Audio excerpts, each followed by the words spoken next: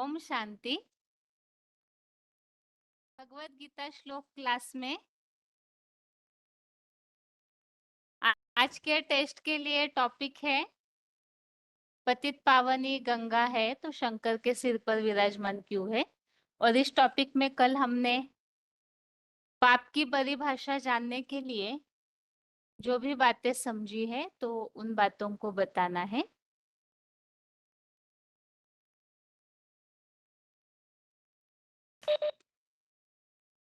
ओम शांति दीदी। ओम शांति। हाँ दीदी, पतित पावनी गंगा नहीं है तो पतित पावनी गंगा है तो शंकर जी के जटाओं में क्यों विराजमान है। ऐसे कल के टॉपिक में हमने जो कल का ही टॉपिक बताना है दीदी। Hello hello. टेस्ट तो कल के टॉपिक की ही है माता जी। ठीक है, कोई बात नहीं दीदी।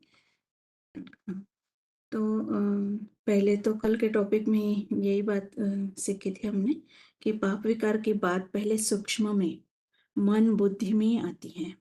तो मन बुद्धि क्या होता है और कहाँ रहता है, इसके बारे में बाबा का जो पॉइंट है अभी सीढ़ी नंबर 560 में बताया कि ये शरीर रूपी जो शरीर में जो है आँख होती है, कान होते हैं, नाक भी होते हैं, ये सारे चलायमान होते हैं। जैसे मोटर ये शरीर है और उसमें जो मोटर में जो बैटरी बैठी हुई रहती है, वो बैटरी जब तक है तब तक ये मोटर माना शरीर रूपी मोटर चलती है। इसी रूप से आत्मा रूपी बैटरी जब निकल जाती है तो बैटरी जो शरीर जो है वो विनाशी हो जाता है। माना शरीर में जो आत्मा है वो शरीर रूपी रथ में ही है। फिर और एक बात बताई बाबा ने कि गीता में जिसका उदाहरण दिया हुआ है कि हवा चलती है तो फूलों में जो सुगंध भरा हुआ होता है, तो जब हवा चलती है तो सुगंध बाहर की ओर चला जाता है। ऐसे ही इस शरीर के अंदर जो इंद्रियों की शक्ति भरी हुई है, मन बुद्धि संस्कार और 10 इंद्रिय, मन बुद्धि के अंदर जन्म जन्मांतर के जो अच्छे और बुरे संस्कार शरीर में हैं, तब आत्मा जब शरीर छोड़ती है तो दूसरे शरीर में प्रवेश करने के लिए ये सारी शक्तियां वो ले जाती हैं। इसके लिए हम 15 का 8 वाला श्लोक देखा था। शरीरम यतम अवाप्नोति यतच्चपि उत्क्रांतमति ईश्वर गृहीत्वा एतानि संयन्ति वायु गंधानि व आशयात। माना गीता में उदाहरण दिया है कि जैसे हमारे शरीर में हम कान से सुनते हैं, आँख से देखते हैं, नाक से अच्छी बुरी सुगंध भी लेते हैं। तो ये जो शक्तियाँ हैं, ये शक्तियाँ माना ही हमारे शरीर में आत्मा है। तो ये शरीर शक्तियाँ भूत प्रेतों में भी ये शक्ति होती है। उनको तो शरीर नहीं होता है, तो भूत प्रेतों ने जब शरीर छोड़ा तब वो शक्तियां सूक्ष्म शरीर में प्रवेश कर गई और शरीर के अंदर सूक्ष्म शरीर विराजमान होता है।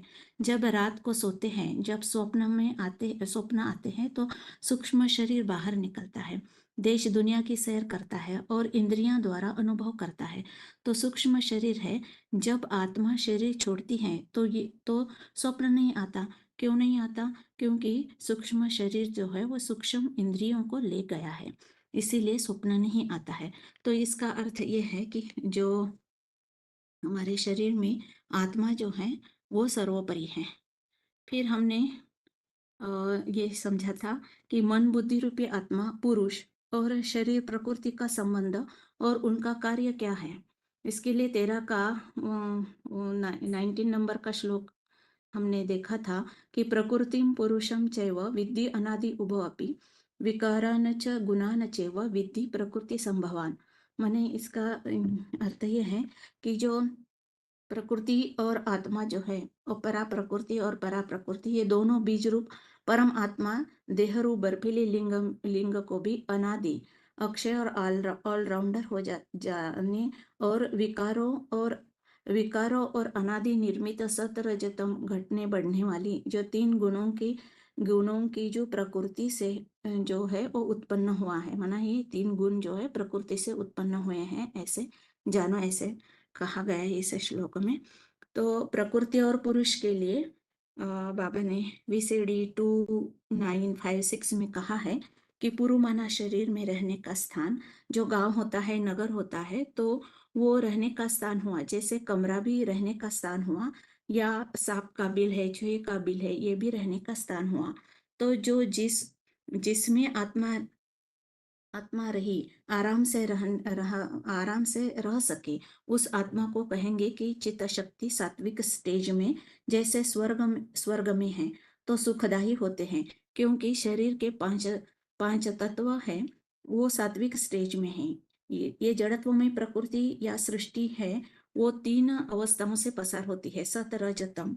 और आत्मा बीज है। बीज अगर 100% शुद्ध सतो प्रधान है, तो वो न सत रज तम नहीं है, या तीनों का मेल भी नहीं है। जैसे परमधाम में आत्मा क्या है, क्रियाशील है या निष्क्रिय है, जड़त्व में ही है, संकल्प विकल्प नहीं करती, बुद्धि का काम फैसला करने का भी काम नहीं कर सकती, परक शक्ति कभी काम नहीं कर सकती, जैसे कि सुसुप्त अवस्था में वो आत्मा होती है, जैसे परमधाम की स्टेज में हो जाती है। जैसे बताया जाता है कि दो दो चीजें भोगने के लिए भोगी आत्मा को जरूर चाहिए, पुरुष और प्रकृति। आत्मा और प्रकृति, आत्मा चैतन्य है, अगर हलन चलन में चैतन्यता है, तो ही आत्मा लोगों को छोड़ करके वो आई है।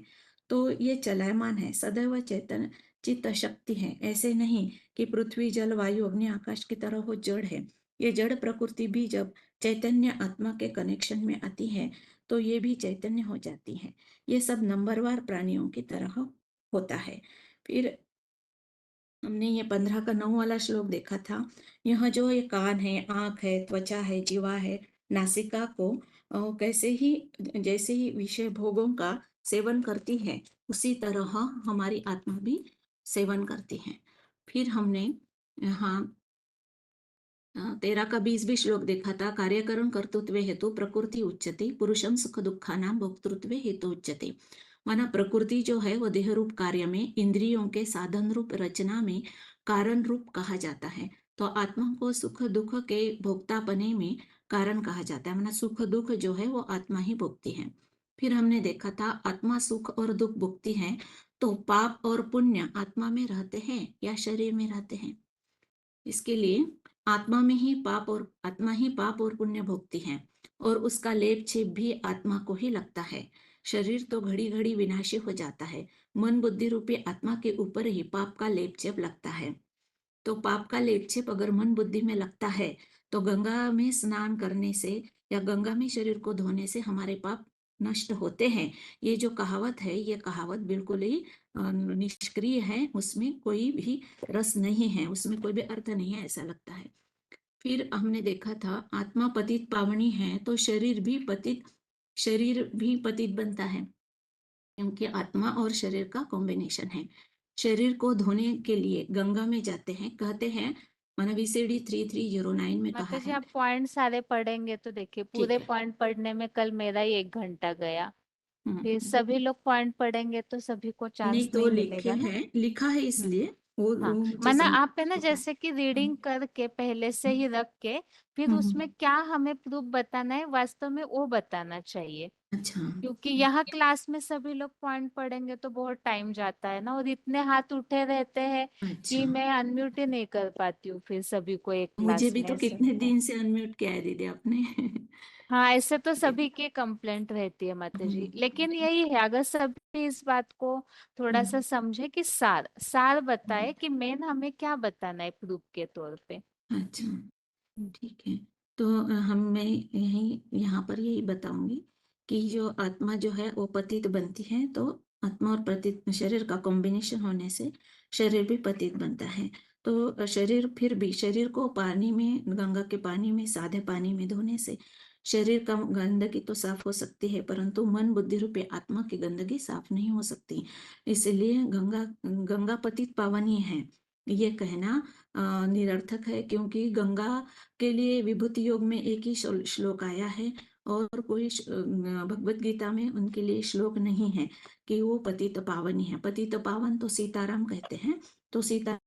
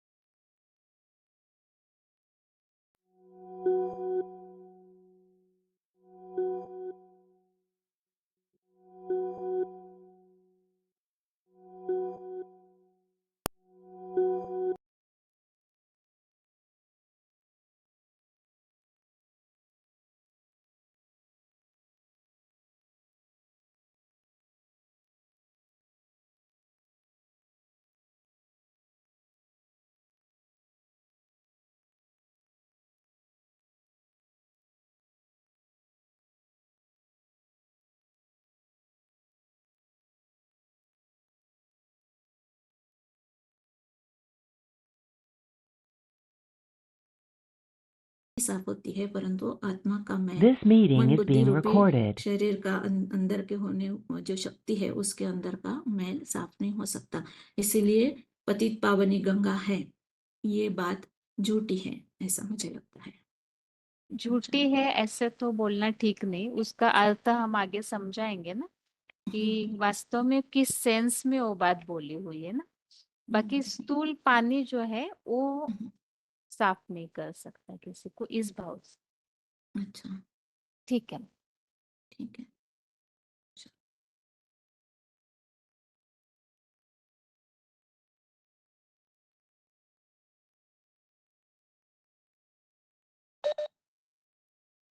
ओम शांति। मुख्य बात तो है पाप किसे कहा जाता है। गीता के श्लोक अनुसार 3 का 37 अनुसार काम और क्रोध ही मुख्य पाप है। लेकिन जितना भी हम ज्ञानी हो, लेकिन अगर हम आत्मिक स्थिति की प्रैक्टिस, बाप की अव्यभिचारी याद में नहीं टिकेंगे, याद का रस नहीं लेंगे, और ये जो मुख्य बात है देही अभिमानी बनकर नहीं रहेंगे, तो एक्सटर्नल फोर्स कोई एक अप्लाई फोर्सफुली ना चाहते हुए भी हम पाप करते ही रहेंगे अगर ये सब नहीं करेंगे तो इसका मूल कारण है मन। 63 जन्म में जो हम बुरे कर्म किए हैं तो सारी संस्कार एकुमुलेट हो गया है, जमा हो गया है लास्ट जन्म में। तो संकल्प तो सूक्ष्म में आएगा ही, बुरा संकल्प। तो इसको कंट्रोल करने के लिए याद से हम अगर बुद्धि को पावरफुल बुद्धि से लगाम कंट्रोल करके करेंगे तो इसी उसको जीत पाएंगे। तो इसका आश्रय स्थान है 10 इंद्रिया और मन बुद्धि ही इसका आश्रय स्थान है 3 का 40 अनुसार। और सारी इंद्रियों से मन सूक्ष्म होने के कारण बहुत पावरफुल मन है, इससे ही पहले शुरू होता है। और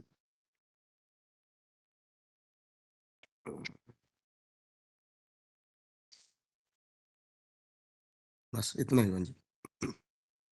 तैयारी नहीं किए थे? नहीं, बुखार हो गया थोड़ा। हाँ, अच्छा, ठीक।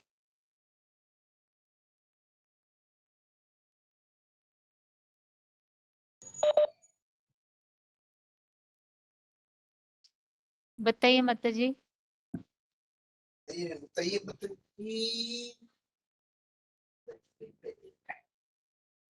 ओम शांति। हाँ जी।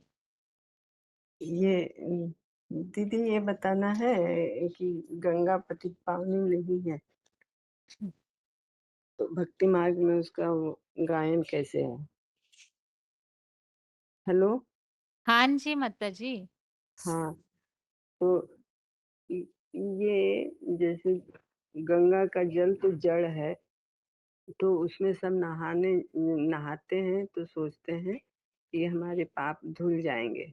तो लेकिन यहाँ हम लोग ये समझते हैं गीता के ज्ञान से कि पाप तो कोई शरीर पे लगता नहीं है, पाप तो आत्मा पे लगता है। तो आत्मा तो अति सूक्ष्म है, तो आत्मा को मतलब का पाप धोने के लिए गंगा जल से नहाने की बात नहीं है। उसमें तो नहाते ही हैं सब और नहाते हैं तो उनके पाप धुल जाने चाहिए। लेकिन ऐसा तो नहीं होता है, सभी मतलब दुखी अशांत रहते हैं। और ऐसे मान्यताएं भी बहुत है भक्ति मार्ग में कि मरते समय मतलब मुख में गंगा जल डाला जाता है या गंगा के किनारे ले जाते हैं और बोलते हैं कि वो गंगा का तट हो, राम नाम मुख में हो, तो उस समय तन से प्राण निकले तो उसकी फिर गति हो जाती है। और ऐसे करते रहते हैं भक्ति मार्ग में, लेकिन ऐसा नहीं है क्योंकि यहाँ हम लोग ज्ञान के आधार से समझते हैं कि पाप जो है वो पाप जो है आत्मा पे लगता है और आत्मा अति सूक्ष्म है। तो इसी को हम लोग गीता के ये अध्याय में ये भी समझे हैं कि पाप का आश्रय स्थान कहाँ है और क्या है। तो पाप का आश्रय स्थान ऐसे बताया है 3 के 40वें श्लोक में कि वो इंद्रियाँ हैं जो 10 इंद्रियाँ और ये मन, वही वो आश्रय स्थान है। तो इंद्रियों से ही आत्मा पाप करती है। तो पहले पाप आता कहाँ है? तो पहले पाप आता है मन में और मन बुद्धि में पाप आता है और उसके बाद फिर वो इंद्रियों से कर्म करता है तो उसी को पाप कहते हैं। और ऐसे साधारण बोलचाल की भाषा में तो कहते हैं कि किसी को दुःख देना या कटु वचन कहना या किसी का अपमान कर देना या कुछ मतलब उसका उम, कोई चीज़ ज़बरदस्ती छीन लेना, तो और ये ईर्ष्या, द्वेष ये सब पाप हैं। लेकिन गीता में अर्जुन ने जब पूछा था भगवान से कि मतलब ये पाप है क्या? और ये किसके मतलब आवेग में आकर ये पाप करता है, तो भगवान ने बताया था कि ये काम और क्रोध यही जो हैं, ये मनुष्य से पाप करवाते हैं। तो इनको ही बस में करने के लिए बताया था कि ये काम और क्रोध महापापी हैं, तो इसको तू मार डाल। अ, और ऐसा मतलब सब भक्ति मार्ग में नहीं समझते हैं, तो यही बात आई है कि यदि वो काम और क्रोध काम और क्रोध यदि पाप करवाते हैं, तो हम लोग उसी चीज़ पर ध्यान दें कि काम और क्रोध को ही मारने का या वश में करने का प्रयास करें। और इसके लिए कहीं भी ये नहीं आया है कि गंगा के स्नान से मतलब काम और क्रोध मिट जाते हैं या पाप धुल जाते हैं। तो इसी के लिए हम लोग ऐसे बता सकते हैं कि गंगा के पानी से तो स्नान करते ही आए हैं, लेकिन ऐसा नहीं है। ये मतलब 10वें अध्याय के ये आवाज़ करने लगा। गीता के 10वें अध्याय में बताया है कि जो ये विभूति योग है, तो विभूतियों में बताया है कि जो गंगा को श्रेष्ठ विभूति माना गया है। ये ऐसे बोले हैं कि जो जो कुछ भी ऐश्वर्यवान या सर्वशक्तिमान मतलब चीज़ें जो देखने में आती है, तो वो भगवान के तेज के अंश से उत्पन्न हुआ जान। तो ऐसे ही ये मतलब गंगा भी है, जो का मतलब ज्ञान और योग से गुण से उत्पन्न हुई है, तो वो विशेष रचना है भगवान की। तो विशेष रचना है तो उसको मतलब पतित पावनी गंगा ये नहीं कह सकते हैं कि पतित पावन तो एक सीताराम ही है। और ऐसे भी बोलते हैं कि जैसे कोई बच्चा है, वो अपने मतलब पिता का गुण और गुण ऐश्वर्य लेके यदि उत्पन्न होता है, तो उसको देखने में ऐसे सब बोलते हैं कि इसमें तो पिता के सारे ही गुण या लक्षण हैं और उसी के समान ऐश्वर्यवान, तेजस्वीवान है। लेकिन ऐसा तो नहीं कह देंगे ना कि पुत्र ही पिता है। तो इसी तरह गंगा भी वो एक विशेष रचना है, विभूति योग के आधार से हम लोग समझते हैं। लेकिन वो मतलब भगवान नहीं है या पतित पावनी नहीं है। और गंगा में स्नान करने से शरीर का मैल धुल सकता है, लेकिन जो मन पर या आत्मा पर जो मैल लगा हुआ है, वो नहीं धुल सकता। उसको धोने के लिए तो हमको पतित पावन भगवान को जानकर और उनको याद करना पड़ता है। तो वही गीता में बताया है कि तू मुझसे योग लगा तो तुम सभी पापों से मुक्त हो जाएगा। तो यही बात मतलब हम लोग दुनिया को भी बता सकते हैं कि पतित पावनी गंगा नहीं है, लेकिन वो सर पे विराजमान है। तो इसीलिए ये ज्ञान गंगाओं की बात है। जब भगवान मतलब कन्याओं माताओं का सहयोग लेते हैं, तो वो उनके कार्य में सबसे ज़्यादा सहयोगी बनती हैं ज्ञान बाँटने में और मतलब दुनिया को ये पावन ज्ञान देने में। या पतित से पावन बनाने में, तो इसीलिए उनको गंगा को सर पे दिखाया है कि बाप जो है खुशी के मारे बच्चों को सर पे चढ़ा लेते हैं। तो इस तरह से हम लोग भक्ति मार्ग वालों को समझा सकते हैं या बता सकते हैं। ओम शांति बहन जी। हाँ जी। वो काम पाप कैसे कहा जाता है, वो श्लोक है 3 अध्याय में 37। कामेषु क्रोधेषु प्रजोगुण समद्भव महाशनो महापाप इद्विएनम इह वैरिण। ये काम क्रोध से मनुष्य पापी है। काम विकार क्रोध की भावना, काम अर्थ इच्छा है, विकारी भावना आसक्ति है।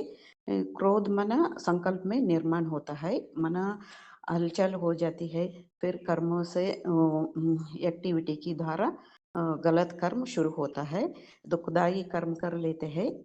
काम क्रोध से मनुष्य में ज्यादा पाप बढ़ता है, भ्रष्टाचार में डालता है, पतित बनता है। पाप का मूल कारण है काम क्रोध, मूल कारण है वो। ये पहले पहले भी वास्तव में शरीर का पाप मन में छुपा हुआ है। शरीर मेल का साफ करना जरूरी है। शरीर सहित कर्मेंद्रिय से पाप कर्म से ले जाते हैं। शरीर से सारे कर्मेंद्रियों से कर्म करते हैं। शरीर का पर दोष आता है। कर्मेंद्र से पाप जा रहा है, शरीर मृत्यु के बाद जल जाता है। मृत्यु के साथ साथ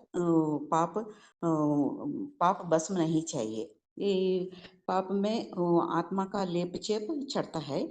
आत्मा अति सूक्ष्म है, दिखाई के नहीं देता है। पाप शुरुआत करने के लिए अति सूक्ष्म बैटरी है। पूरी शरीर के इंद्रियों से फोर्सफुल विकारी भावना कर्मों का पाप कर्म रहता है। वो तीनों प्रकृति गुणों से आवर्तन करने वाला पुरुष है, सदैव सात्विक है। लेकिन प्रकृति की संगात में आने के बाद सतो प्रधान, सतो सामान्य, रजो तमो प्रधान बनता है। ये ब्रह्मचर्य है, सतो प्रधान है। शादी होने के बाद संग के रंग में आते हैं। ये सात्विक, पहले सात्विक स्टेज में है, सामान्य स्टेज में रहते हैं, फिर रजो प्रधान हो गया, फिर तमो प्रधान बनता है। ये बीज रूप प्रकृति के देह रूप कार्य में ज्ञान कर्म इंद्रियों से साधन रचना में रचता आदम द्वारा कांड रूप के कहा जाता है, कारण रूप। आत्मा का युगानुरूप प्राणियों के अनुसार सुख दुख का भोगते हैं। आत्मा को सबको लेप चेप लगता है। वास्तव में आत्मा ही शरीर द्वारा कांते हैं, वासना लेते हैं। ये आत्मा ज्योति बिंदु है। ज्योति बिंदु आत्मा सारे शरीर का राजा है, सारे शरीर को कंट्रोल कर रही है। शरीर की इंद्रियों को कर्म किया जाता है, कर्म का सुख दुख भोगती है। आत्मा भोगती है, वो शरीर रूपी मशीनरी को चला रहती है। शरीर रूपी मशीनरी में इंद्रियों से काम किया जाता है। काम का फल, पुण्य का फल आत्मा भोगती है। ये वो आत्मा भोगती है। वो आत्मा पापात्मा पुण्यात्मा बनती है। पिता परमात्मा पापात्मा बनता नहीं है। पाप जीव बनते हैं, पुण्य जीव बनते नहीं है। पाप आत्मा बनती है, शरीर नहीं। पाप करने की पुण्य करने की संस्कार आत्मा में रहती है, शरीर में नहीं रहते हैं। शरीर विनाशी हो जाता है, पाप पुण्य का संस्कार आत्मा में ले जाती है। आत्मा अविनाशी है, आत्मा का बाप भी अविनाशी है। मरता शरीर है, आत्मा विनाशी नहीं होता है। आत्मा वो एक शरीर छोड़ गया, दूसरा शरीर वो ले जाता है। आत्मा के ऊपर में लेप चेप लगता है। वो आत्मा अनुरणीय सम, आत्मा अनुरूप है। फिर आंखों से नहीं देखता है। मन जड़ है, मन बुद्धि आत्मा कहा जाता है। मनुष्य मरता है, बुद्धि मन बुद्धि के लगे, मन बुद्धि पावर निकल गई, आत्मा निकल गई। मन बुद्धि पावर में अनेक जन्म का संस्कार भरी हुई है। वो हवा चलता है, फूलों की सुगंधी भरी हुई है। फूल अंदर सुगंधी को बाहर लेकर के जाते हैं। ऐसी शरीर है, शरीर को अंदर इंद्रियों को शक्ति बनी हुई है। मनोबुद्धि 10 इंद्रियों को मनोबुद्धि अंदर के जन्म जन्मांतर संस्कार अच्छे बुरे सारी सृष्टियों को आत्मा जब शरीर छोड़ते हैं दूसरा शरीर प्रवेश करने की सारी शक्तियों ले जाती है। देह है, ये कान नहीं है, कान से सुनने की शक्ति है, आंखों में देखने की शक्ति है, नाक में अच्छे बुरा गंध सुनने की शक्ति है। शरीर के अंदर सूक्ष्म शरीर विराजमान रहता है। वो स्वप्न में आते सूक्ष्म शरीर बाहर निकलता है, इंद्रिय द्वारा अनुभव करता है। सूक्ष्म शरीर है, जब शरीर छोड़ने की देता है आत्मा शरीर छोड़ते है, स्वप्न नहीं आता है। सूक्ष्म इंद्रिया सूक्ष्म शरीर लेकर के चले गई। वो आत्मा पाप का भस्म करने के लिए यो परब्रह्म बुद्धि रूपी पेट में एक अखंड योग ऊर्जा से आत्मा ऊपर निकलता है। जब दूसरी देह के निर्जीव गर्भ में धारण करता है, तब जैसे अविनाशी आदर्शनीय वायु पोलों से सुगंधियों को दूर ले जाते हैं। वो असंख्य पाप के भस्म करने के लिए तो 15 अध्याय में 9 श्लोक क्षेत्रम चक्षुषु स्वदर्शनम च रसनम ग्रहणम एवं च।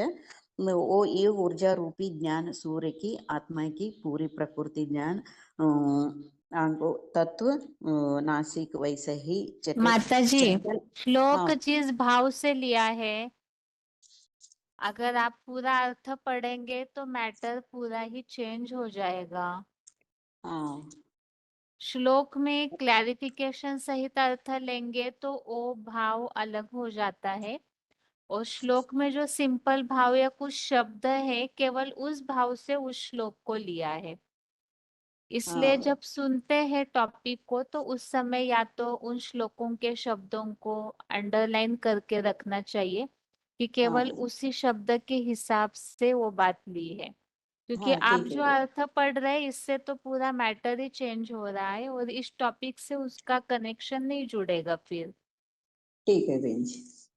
यहाँ तो बेसिकली लेवल पे ये बात समझाई जा रही है कि हाँ आत्मा जो है अपने साथ मन बुद्धि को ले जाती है, बस केवल इस हाँ भाव से वो श्लोक लिया है। और हाँ बाकी जो ठीक है। श्रोत्रम चक्षु स्पर्शनम च है वो इस भाव से लिया है कि आत्मा जो है इंद्रियों के द्वारा विषय भोग का सेवन करती है। हाँ तो केवल ये मेन बातों को ध्यान देना चाहिए, नहीं तो आप अगर बाहर वालों को भी इसी तरह बताएंगे तो और कंफ्यूज होंगे और मैटर समझेंगे नहीं, फिर वो ठीक नहीं रहेगा ना। हाँ ठीक है बहन जी। हम्म। हम्म।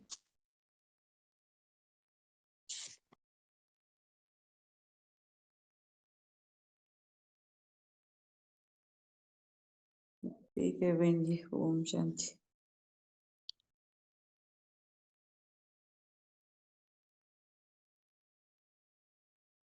हेलो बहन जी। हाँ जी।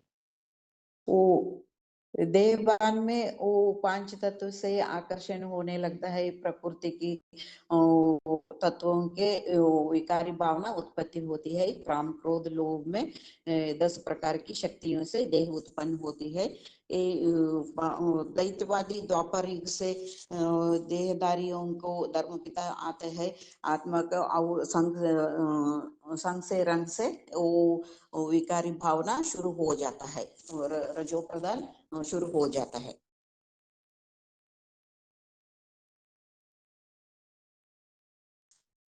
ठीक है बहन जी।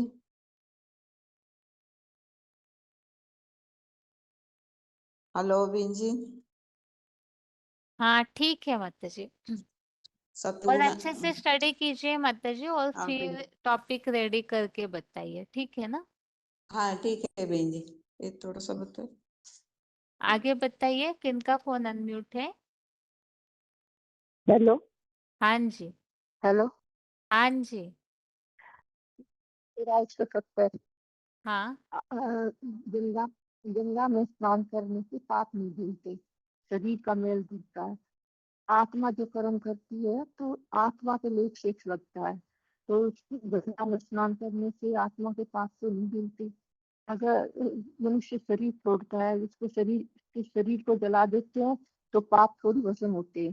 पाप को तो आत्मा अपने साथ लेके जाती है। तो पाप जो भी कर्म करते हैं आत्मा पे ही लेप से चढ़ता है। पाप का जंग आत्मा पे ही चढ़ता है। तो सब कर्मेंद्रिय के कर्म करते हुए आत्मा पाप करती है, विषय भोगों का सेवन करते हुए आत्मा ही सारे पाप करने का आधार पहले मन बुद्धि में आता है। मन बुद्धि में आकर फिर वाचा में और फिर कर्मणा में आ जाता है। तो आत्मा पर ही सारा कनेक्शन, सारा जंग चढ़ता है और शरीर छोड़ने पर सारा बैलेंस अपने साथ ले जाती है आत्मा पाप का। ओम शांति। हेलो। ठीक है मैम। हाँ जी, ठीक है मैम।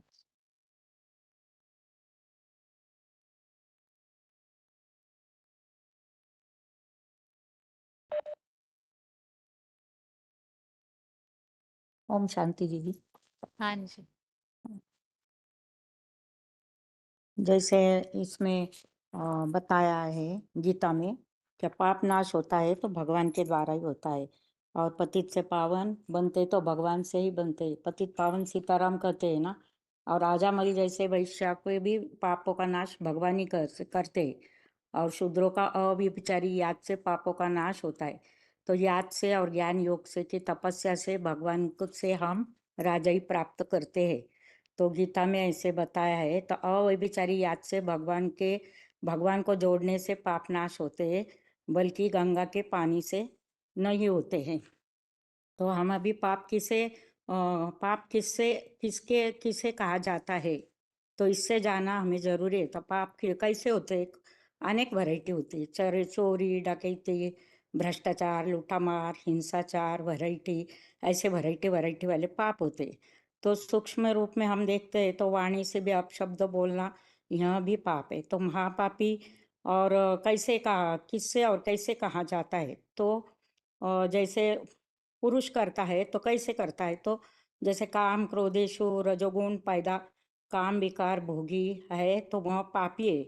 और उसके साथ साथ में तो गीता में बोला है इसे संसार में इसे वैरी समझ। तो इच्छाएं, कामनाएं, क्रोध, लोभ, मोह, अहंकार उसके साथ साथ आते हैं, तो यह विकार है। तो इसका आश्रय स्थान कहाँ होता है? तो 10 इंद्रिया, अव्यक्त मन, बुद्धि द्वापर युग से आश्रय स्थान है। और पाप करने का कारण क्या है? तो हम स्वयं को देह समझते हैं, और इससे पाप होता है। तो पाप करने का उपाय क्या है? तो आत्मा को अपने मन बुद्धि द्वारा स्थिर करेंगे तो कठिनाइयों से वश में होते हैं ये पाप, कठिनाइयों से वश होने वाले ये विकार। तो इसका नाश होने का ये एक ही रास्ता है। पाप का आश्रय, पाप पहले किस में आता है? तो ये पाप पहले मनुष्य आत्मा के शरीर में आता है, जो कि पंच महाभूत से बना है। उसमें देह अहंकार है। तो ऐसे ही मन बुद्धि होती है, तो उसमें अव्यक्त मन, इंद्रिया और 5 जड़त्व, शरीर रूपी पुतला चैतन्य रूप का है। उसमें पृथ्वी, आकाश, वायु, अग्नि, और शरीर को चलाने वाली 5 ज्ञानेंद्रिया और 5 कर्मेंद्रिया, और चलाने वाली जो है शरीर को, वह मन बुद्धि अहंकार। तो मन अव्यक्त है, और सूक्ष्म मन बुद्धि, और सूक्ष्म मन बुद्धि पाप का निवास स्थान है। तो इंद्रिया पहले इंद्रिया पाप करती है, तो दोनों में से कौन पहले आता है? तो पहले मन में जो अव्यक्त सूक्ष्म है उसमें पहले पाप आता है। और उसमें मनुष्य होते हैं जो मन के संकल्पों में बीज डालते। तो अव्यक्त मन तो हमें दिखाई नहीं देता। तो पहले मन में आती है संकल्प, सूक्ष्म में आता है। तो पहले मनसा में कोई भी संकल्प पहले आता, फिर वाचा में आता है, और हम उसको कंट्रोल नहीं करेंगे तो फिर कर्मणा में आता है। तो संकल्पों को रोका नहीं तो उसके संगी साथी भी आते हैं, घुसपुस करते हैं। तो हर चीज पहले सूक्ष्म में आती है, फिर स्थूल में आती है। तो पहले पाप किस बात में आते हैं? तो पहले जैसे पाप शरीर के कर्मेंद्रिया, वाचा, वाइब्रेशन से बनते हैं। क्योंकि बाप को जो पाप होता है तो बाप को अपना मुख नहीं, कर्मेंद्रिया नहीं। तो शिव बाबा को पापात्मा नहीं कहते, परमात्मा कहते। वो परम पाठधारी, ऊंचा पाठधारी है। और मनुष्य को पाप आत्मा कहते हैं। क्यों? तो मनुष्य को मन होता है और वो मन चंचल होता है। परमात्मा को अपना मन नहीं होता, अमन है, चैन से रहने वाला है। पापात्मा मनुष्य को ही कहते हैं। पाप की बात तो पहले मन में आती है और मन के संबंधों से संकल्पों से पाप को बीज डालने वाले होते हैं। देवता कोई इस युग में तो देवता कोई नहीं है और दिव्य श्रेष्ठ संकल्प करने वाले कोई देवता नहीं है। तो मन बुद्धि कहाँ रहती है, कहाँ होती है? तो जैसे आत्मा शरीर से निकलकर दूसरा देह धारण करती है तो निर्जीव गर्भ धारण करती है, तो उसमें मन बुद्धि रहती है। तो जैसे उदाहरण दिया है, वायु जैसे फूलों की सुगंध ले जाती है, वैसे मन बुद्धि संस्कार भी आत्मा ले जाती है। तो वो कैसे ले जाती है? तो वो मन सहित 6 इंद्रियों को आकर्षित करके अगले जन्म में मन को, संस्कार को भी खींच लेके जाती है आत्मा। तो और अच्छे बुरे संस्कारों को भी आत्मा अच्छे बुरे संस्कार, मन बुद्धि को आत्मा कहते हैं और अच्छे बुरे संस्कारों को भी आत्मा कहते हैं। मन बुद्धि संस्कार के 3 समुच्चय को आत्मा कहते हैं।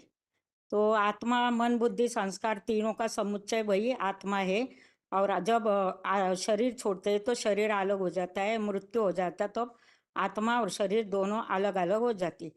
तो मन बुद्धि किसे कहते हैं? जैसे हवा फूलों का सुगंध लेके बाहर जाती है, तो शरीर के अंदर शक्तियां 10 इंद्रियां, अच्छे बुरे संस्कार, सारे शक्तियों को छोड़ देती है और सारे संस्कार ले जाती है दूसरे शरीर में। जैसे भूत प्रेत को कहा है कि शरीर नहीं होता, शरीर नहीं है, परंतु वो शरीर छोड़ता है तो वो सूक्ष्म शक्तियां सूक्ष्म शरीर के साथ ले जाती है। तो वो शरीर सूक्ष्म शक्ति में रहती है। तो जब वो शरीर बाहर निकलता है सूक्ष्म, तो देश दुनिया की सैर करता है और इंद्रियों द्वारा सूक्ष्म शरीर अपना अनुभव करता है। तो वहाँ में अपने स्वप्न पढ़ते हैं। तो स्वप्न क्यों नहीं आता? क्यों? तो शरीर, सूक्ष्म शरीर लेकर चले जाता है जब आत्मा शरीर छोड़ती है तब। और तो प्रकृति आत्मा को दोनों अनादि विकार 3 गुणों से ही उत्पन्न होते हैं। जैसे मन बुद्धि में पाप समाया जाता है, तो मन बुद्धि को ही आत्मा कहा जाता है ना। तो आत्मा और शरीर का कनेक्शन प्रकृति और पुरुष, इन तीनों गुणों वाली मनुष्य का शरीर जिसमें विकारों की उत्पत्ति होती है, तो जैसे आत्मा शरीर रूपी प्रकृति के कनेक्शन में आती है तो इस तरह क्रियाशील होती है। तो सतो सामान्य, सतो रजतमो, समय प्रति समय चक्र अनुसार असर पड़ता ही है। तो आत्मा शरीर के कनेक्शन में आए बिना कोई कार्य नहीं करती। तो यह आपस में कनेक्शन है। शरीर में ही विकार नहीं करती, या आपस में कनेक्शन है और शरीर में ही विकार पैदा होते जिसका असर आत्मा पर होता है। मन बुद्धि रूपी आत्मा, गीता में भी शरीर को प्रकृति कहा है। तो आपस में क्या कनेक्शन है? तो आत्मा इन इंद्रियों के द्वारा प्रकृति से शरीर रूपी पुतला बनता है। तो 5 तत्वों का इन इंद्रियों द्वारा आत्मा सेवन करती है। तो प्रकृति के आत्मा पर लेप छेप आत्मा को लगता है। शरीर के द्वारा आत्मा सुख दुख भोगती है। स्वाद की वासना भी मन के संकल्पों में आती है। तो आत्मा पर कट चढ़ता है। तो काम विकार का कट चढ़ता है, क्रोध विकार का कट चढ़ता है, जंग कहते हैं उसे, आत्मा के ऊपर लगता है। इंद्रिया कर्म करती है और आत्मा भोगती है। तो जब हम शरीर को जलाकर भस्म करते हैं तो पाप भस्म हो जाना चाहिए ना। तो पाप पुण्य का लेप छेप आत्मा पर ही चढ़ता है, शरीर तो भस्म हो जाता है। अगर शरीर को धोते हैं हम गंगा में और आत्मा का लेप छेप नहीं लगता, ऐसा कहते हैं, तो लेप छेप तो आत्मा को ही लगता है। शरीर में तो पाप आते हैं तो शरीर तो भस्म कर दिया, तो पाप पुण्य को पाप भी भस्म हो जाना चाहिए। तो पाप पुण्य तो आत्मा के साथ चले जाते हैं ना, और वही अगले जन्म में आते हैं। और मन का आधार लेकर विकार भुगती, इंद्रियों का आधार लेकर विषय सुख भुगती है आत्मा। तो इंद्रिया साधन है और कर्म करती, उसके द्वारा सुख दुख भोगती है। तो पाप पुण्य आत्मा पर चढ़ता है। तो आत्मा शरीर के कनेक्शन में जैसे ही आती है वैसे पाप पुण्य आत्मा पर चढ़ता है। पाप पुण्य आत्मा भुगती, इतना सूक्ष्म आत्मा है तो पाप कैसे धुलेंगे? ओम शांति। ओम शांति बहन जी। 4782 बोलेंगे ना बहन जी? हेलो। हाँ जी, हाँ बताइए। हाँ। तो पहले हम समझेंगे कि ये पाप क्या होता है। तो इसी द्वापर कलयुग में, द्वापर से लेकर कलयुग के अंत तक जो भी मनुष्य कर्म करते हैं तो पाप कर्म ही बनता ही जाता है। तो कैसे पाप होता है ना, जो रजोगुण और तमोगुण से प्रभावित होकर के मनुष्य कर्म करते हैं, जैसे किसी को दुख देना, चोरी करना, मारना पीटना, डकैती डालना, या मुंह से कोई बदबू बातें निकालना, अब शब्द बोलना, ये सब पाप की लिस्ट में है। तो जब भगवान भगवान ने अर्जुन को गीता ज्ञान दिए तो अर्जुन पूछते हैं कि ये जो पाप है ये कैसे, ये पाप बनता है, ये पाप कर्म कैसे हम करते हैं, तो किसके प्रभाव में आकर के कर्म करते हैं। जैसे कि इस्लामी, बौद्ध, क्रिश्चियन जो विधर्मी है उनके प्रभाव में आकर के करते हैं क्या। इसलिए श्लोक बताया 3:36 में, अर्जुनवाच अथ केनो प्रयुक्त पापम चरति पुरुष अनिच्छन्नपि वासनेय बलातीव नियोजित। इसका अर्थ है अर्जुन पूछता है कि इच्छा न होते हुए भी बलपूर्वक पीछे से धक्के दे करके कोई ऐसा मनुष्य ऐसा क्यों, किसने ऐसा धोखा देता है कि मनुष्य ऐसा पाप कर्म करता है। तो इसका जवाब देते हुए भगवान कहते हैं कि, और अर्जुन को समझाते हैं कि ये पाप जो तू पूछा है कि पाप क्या है, ये मुख्य रूप में भगवान बताते हैं कि श्लोकों में 3:37 में, काम ऐसो क्रोध ऐसो रजोगुण समुद्भव महासन महापाप में विधियनम ये वर्णम। मतलब ये जो काम विकार है, काम विकार और क्रोध, जो 5 विकार में से ये 2 है, उसमें जो मुख्य डकायत है काम विकार, ये विकार ही, इसको ही पाप कहा जाता है। और जो काम है और क्रोध है, ये दोनों के लिए बताया कि ये महापापी, बहुत भोगी और महापापी है।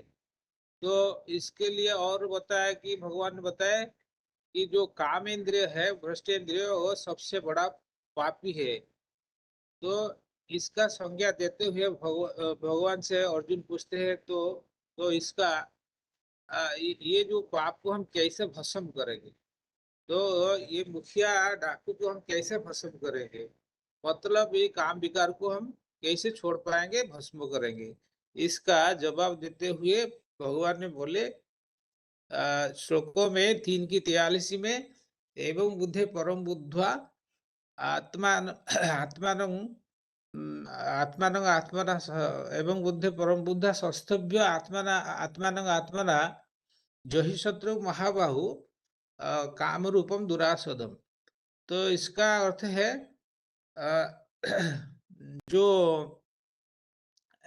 जो बुद्धि का जो प्रबल है, बुद्धि से भी जो प्रबल है, माने परम पिता परमात्मा, उसको तू पहचान कर अपनी भ्रुकुटी में अपनी आत्मा को स्थिर करके राजयोग का अगर अभ्यास करेंगे तो ये जो कठिनाई से हाथ आने वाली, कंट्रोल होने वाली ये काम विकार को तो जीत पाएगा, को मार सकेगा।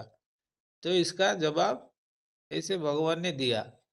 और और वो अर्जुन पूछता है कि, और भगवान कहते हैं कि ये जो पाप जो है, विकार है, ये कहाँ, इसका स्थान कहाँ है, कहाँ रहता है।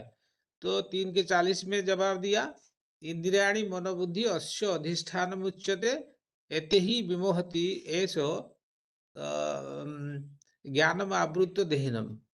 इसका अर्थ है जो इंद्रिया है, 10 इंद्रिया और मनोबुद्धि, इसमें ही पाप रहता है। अर्थात ये पाप का संकल्प मनोबुद्धि में तो पहले आता है सूक्ष्म रूप में, और ये इंद्रिय के द्वारा प्रकाशित होता है। यही आश्रय स्थान है पाप का, जो 5 विकार का आश्रय स्थान यही है।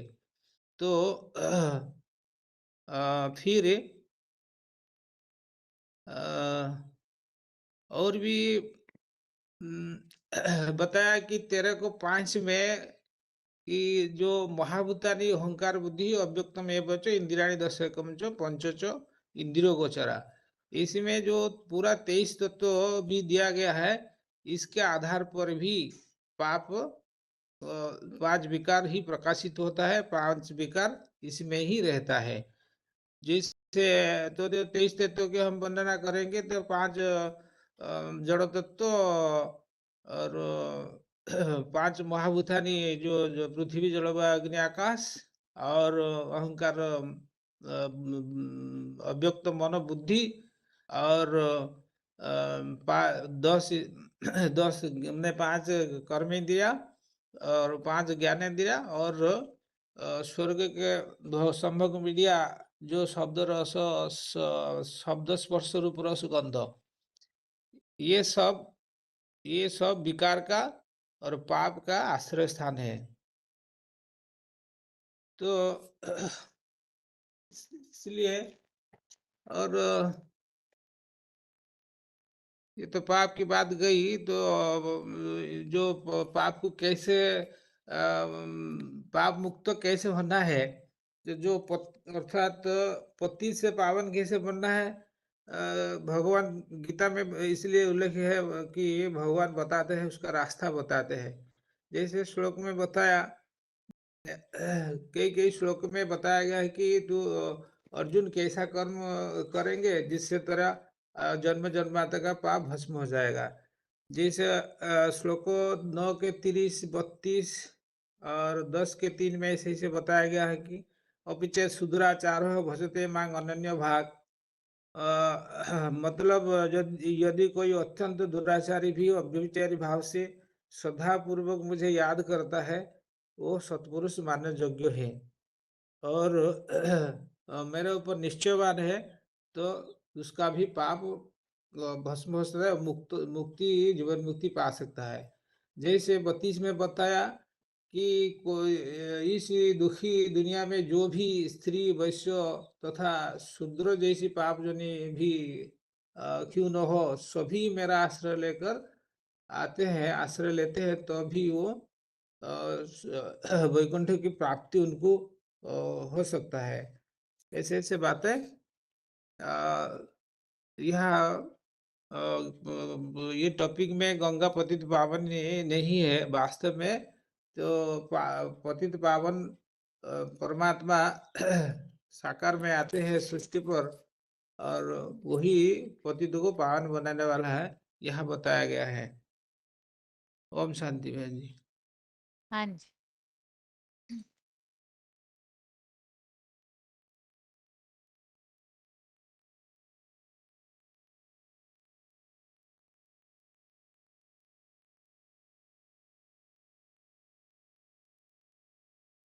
जिनका फोन अनम्यूट है अपना रोल नंबर बताइए।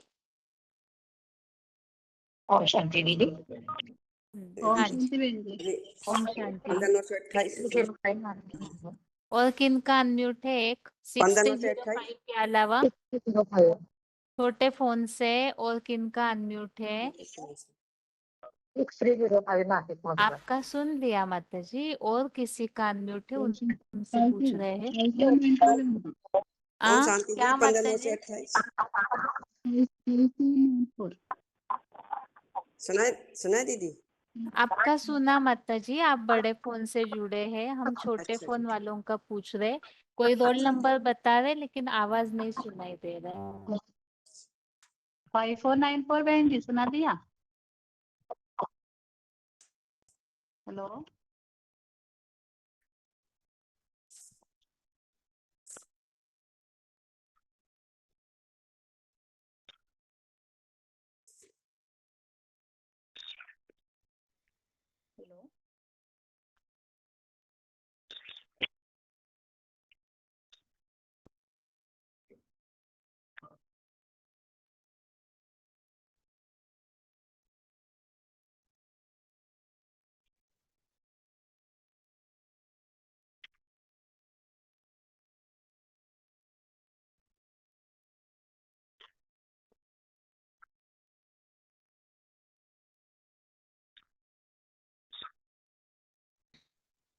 हेलो। हाँ जी माता जी, हाँ आवाज आ रहा है यहाँ से? हाँ यहाँ से बताओ आवाज आ दीदी। रहा है क्या? बहन जी। हाँ हाँ आ रहा है दीदी। 1 मिनट रुकिए, अपना सीखे माता जी। रोल नंबर बताइए, दूसरा हाँ। किनका अनम्यूट है?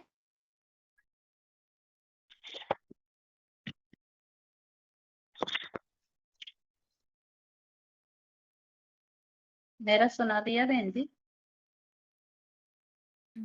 आपका 5494 ना? हाँ जय। ठीक है माता जी। 15928। माता जी आप बताइए कि आत्मा और शरीर का क्या कनेक्शन है, हमने क्या समझा था इस टॉपिक में?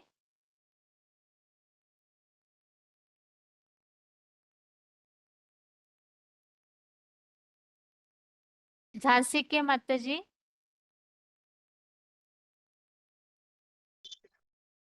9793 आप बताइए माता जी, हाँ जी। आत्मा और शरीर का क्या कनेक्शन है, इसे कैसे स्पष्ट किया था? हमेशा देह को दान करते हैं, मना जन्म मरण चक्र में आते हैं, देह दान करते हैं, आत्मा का जो बहुत गुणधर्म है सब मना जन्म मरण चक्र में आते हैं, कर्म करते हैं, कर्म बंधन में आते हैं, मन सुख दुख भोगते हैं, मना उस फल का भोगने वाले पाप पुण्य भोगने के लिए, सुख दुख भोगने के लिए बंधा आत्मा बंधायमान हो जाता है। इसके कारण देह को दान करते हैं, इसलिए आत्मा देह है। अच्छा, नासिक के माता जी आप बताइए, आत्मा और शरीर का क्या कनेक्शन है? आत्मा आत्मा जो है ना वो उनका कार्य है ना, वो आत्मा शरीर को चलाती है। और शरीर जो है वो 5 तत्वों से आकर्षित हुए शरीर है, तो उसको 5 तत्वों से उनकी उत्पत्ति होती है। और विकारी भावना देह से उत्पन्न होने लगती है, तो प्रकृति भी 3 गुणों का आवर्तन करने लगती है। तो प्रकृति बोला है पुरुष माना आत्मा और प्रकृति माना शरीर। तो जो है ना, अभी प्रकृति के संग में आती है तो आने के बाद वो सतो प्रधान सतो सामान्य रजो तमो बन सकते हैं। तो प्रकृति के संसर्ग में आत्मा आती है तो ये गुणों का भी उनको असर हो जाता है। जैसे ब्रह्मचर्य है तो सात्विक है, और संकीर्ण में आया तो नीचे गिर जाते हैं। हेलो। हाँ जी बताइए माता जी, 19675। हाँ, जब आत्मा आत्मा में ही है पाप पुण्य आत्मा पापात्मा पुण्यात्मा ऐसे कहते हैं, पाप शरीर पुण्य शरीर ऐसे नहीं कहते। तो इससे ही जाहिर होता है कि ये 5 तत्वों का जो शरीर है उसमें जो पाप कर्म है उसका लेप चेप शरीर को नहीं, आत्मा को लगता है। इससे ये भी होता है कि जब भी जन्म लेते हैं तो उसमें वैगुण्य नहीं आ सकता। अगर हर आत्मा का ये पहला ही जन्म है या तो पुण्यात्मा ही है सभी, तो शरीर तो निरोगी आना चाहिए, लेकिन ऐसे नहीं दिखता है। तो इससे ही पता चलता है पिछले जन्मों का जो पाप कर्म है पुण्य कर्म है उसका लेपचेप आत्मा को ही लगता है।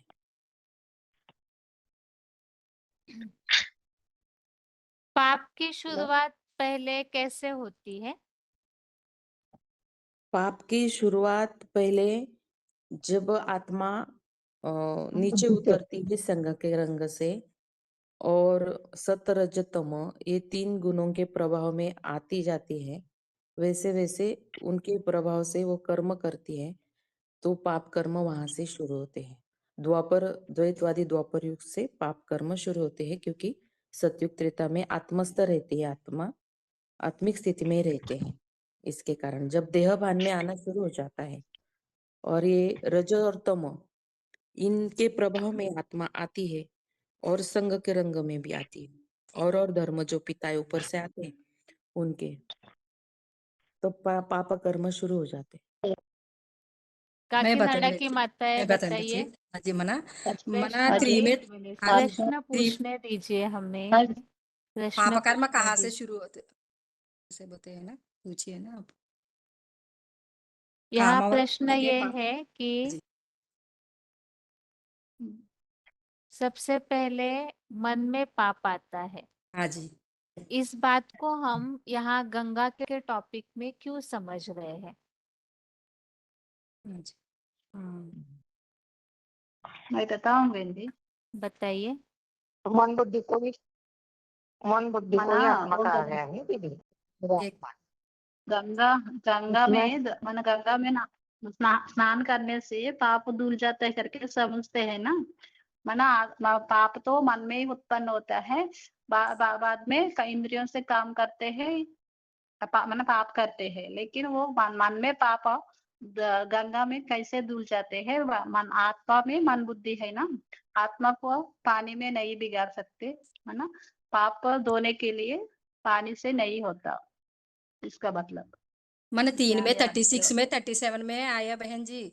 मन पापों का मूल बाप देहबान का बाप रजोगुण से उत्पन्न हुए। काम और क्रोध एक बहुत मिनट, बुरे हैं। 9793 अभी हाँ आपके जी। साथी माता जी ने जो बात बताई, उसी लिंक से आप अपने उत्तर को बताइए। क्या हाँ जी। बताया था उन्होंने, मन बताइए। बुद्धि से पाप कर्म निर्माण होता है। मन गलत काम करते ऐसे पाप होने भस्म होने के नहीं।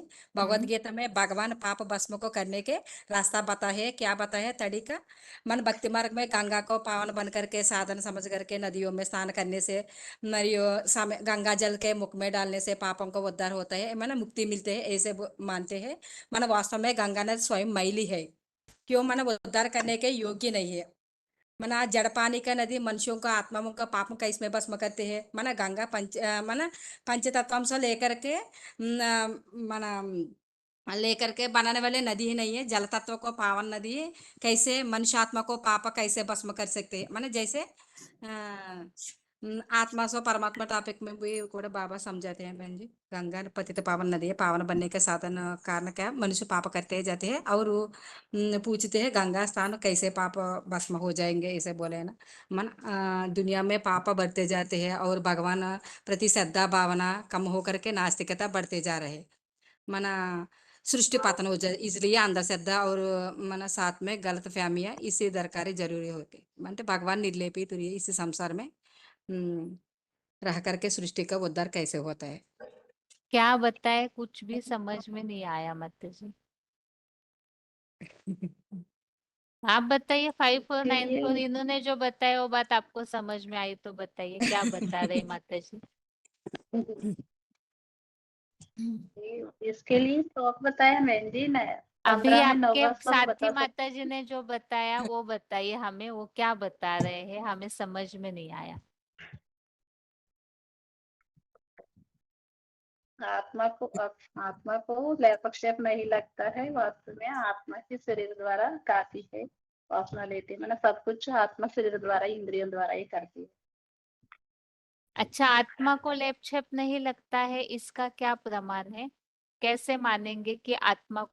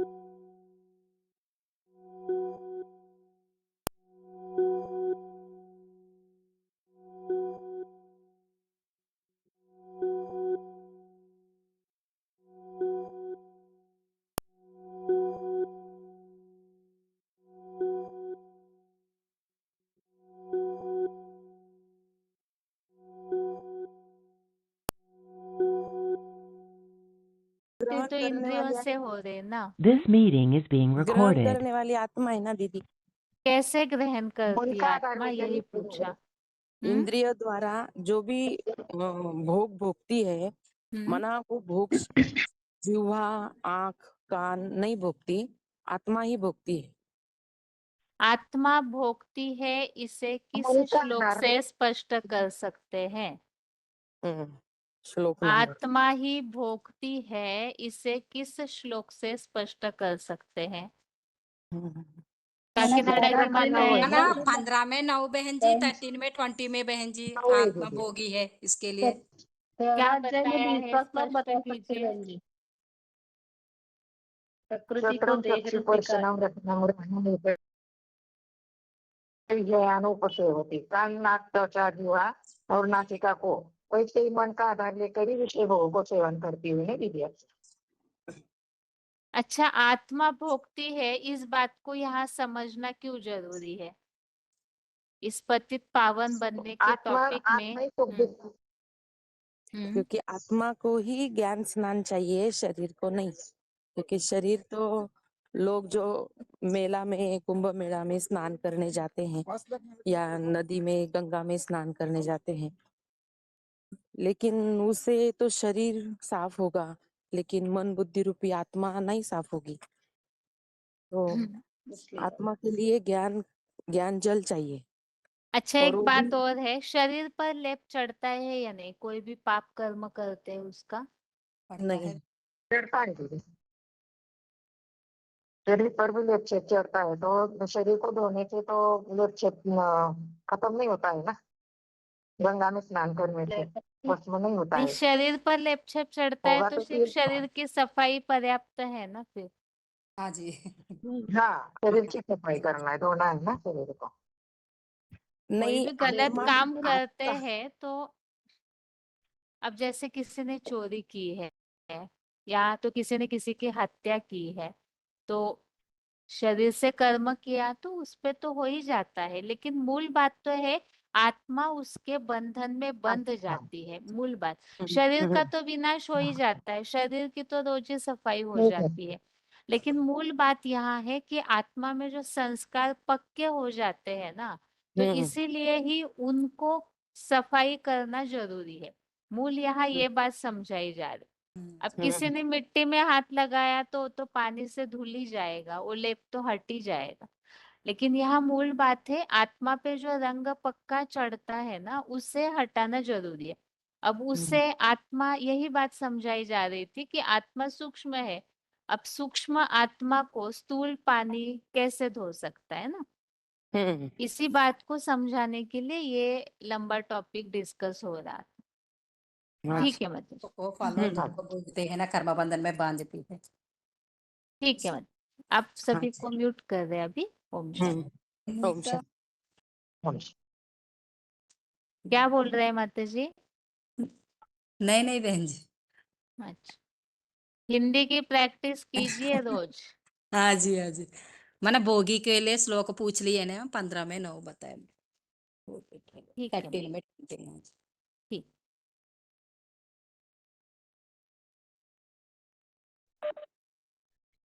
छोटे फोन से जिनका अनम्यूट है, नंबर बताइए अपना, roll number. Hello Om Shanti दीदी। हाँ जी। 20291 कालिम्पोंग मधुबन। और किनका अनम्यूट है? 9572 लातूर मधुबन। 15898 माता जी, आपका भी अनम्यूट है। और रोहतक के माता जी। हाँ जी दीदी। हेलो दीदी। हाँ जी। लिया ना मेरा? हाँ जी माता जी। 9572। हाँ माता जी। हाँ,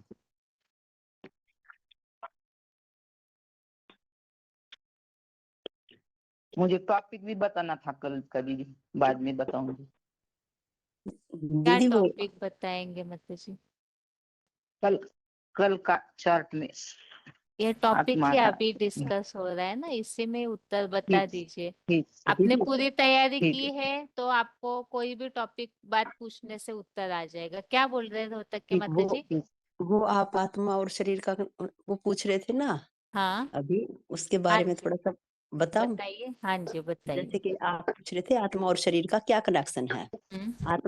आत्मा शरीर के बिना कुछ भी नहीं कर सकती, और ना शरीर आत्मा के बिना कुछ कर सकता। दोनों का मेल है परस्पर। जैसे कि पहले आत्मा तो ज्योति बिंदु है, उसको तो शरीर चाहिएगा ना, तभी तो वो कुछ कार्य करेगी। तो इसीलिए उसको पहले शरीर का आधार लेना पड़ता है। और तभी वो कुछ कार्य कर सकती है। तो इसलिए आत्मा और शरीर एक दूसरे का परस्पर मेल है, उसके बिना कोई कार्य नहीं हो सकता। प्रकृति तो पुरुष है, पुर माने शरीर, जिसमें आत्मा आराम से रह सकती है और हर 3 अवस्था से पसार होती है, सतरजतम, और 4 अवस्थाओं से जैसे गुजरना ही पड़ता है, सतयुग और सतो सामान्य और सतयुग, सतो सामान्य और त्रेता और सतयुग, सतो सामान्य और त्रेता, द्वापर, कलयुग, 4 अवस्थाएं गुजरना ही पड़ता है दीदी। ठीक है, कालिंपोंग के माता जी बताइए, पाप किसे कहा जाता है? हेलो। पाप हाँ किसे जी। कहा जाता है माता जी? पाप पाप शरीर और आत्मा, जब आत्मा शरीर धारण कर लेती है तब वो इंद्रियों से कर्म करती है।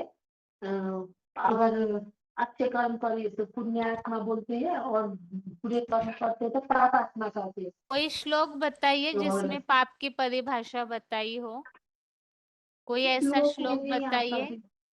श्लोक नहीं आता है, श्लोक में नहीं आता है। दीदी मैं बताऊं दीदी, बताइए। 36 और 37 है दीदी।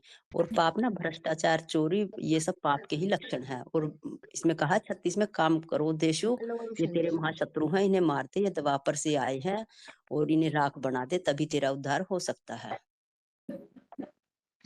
ठीक है, हुबली के माता जी आप बताइए। अभी प्रश्न ये है,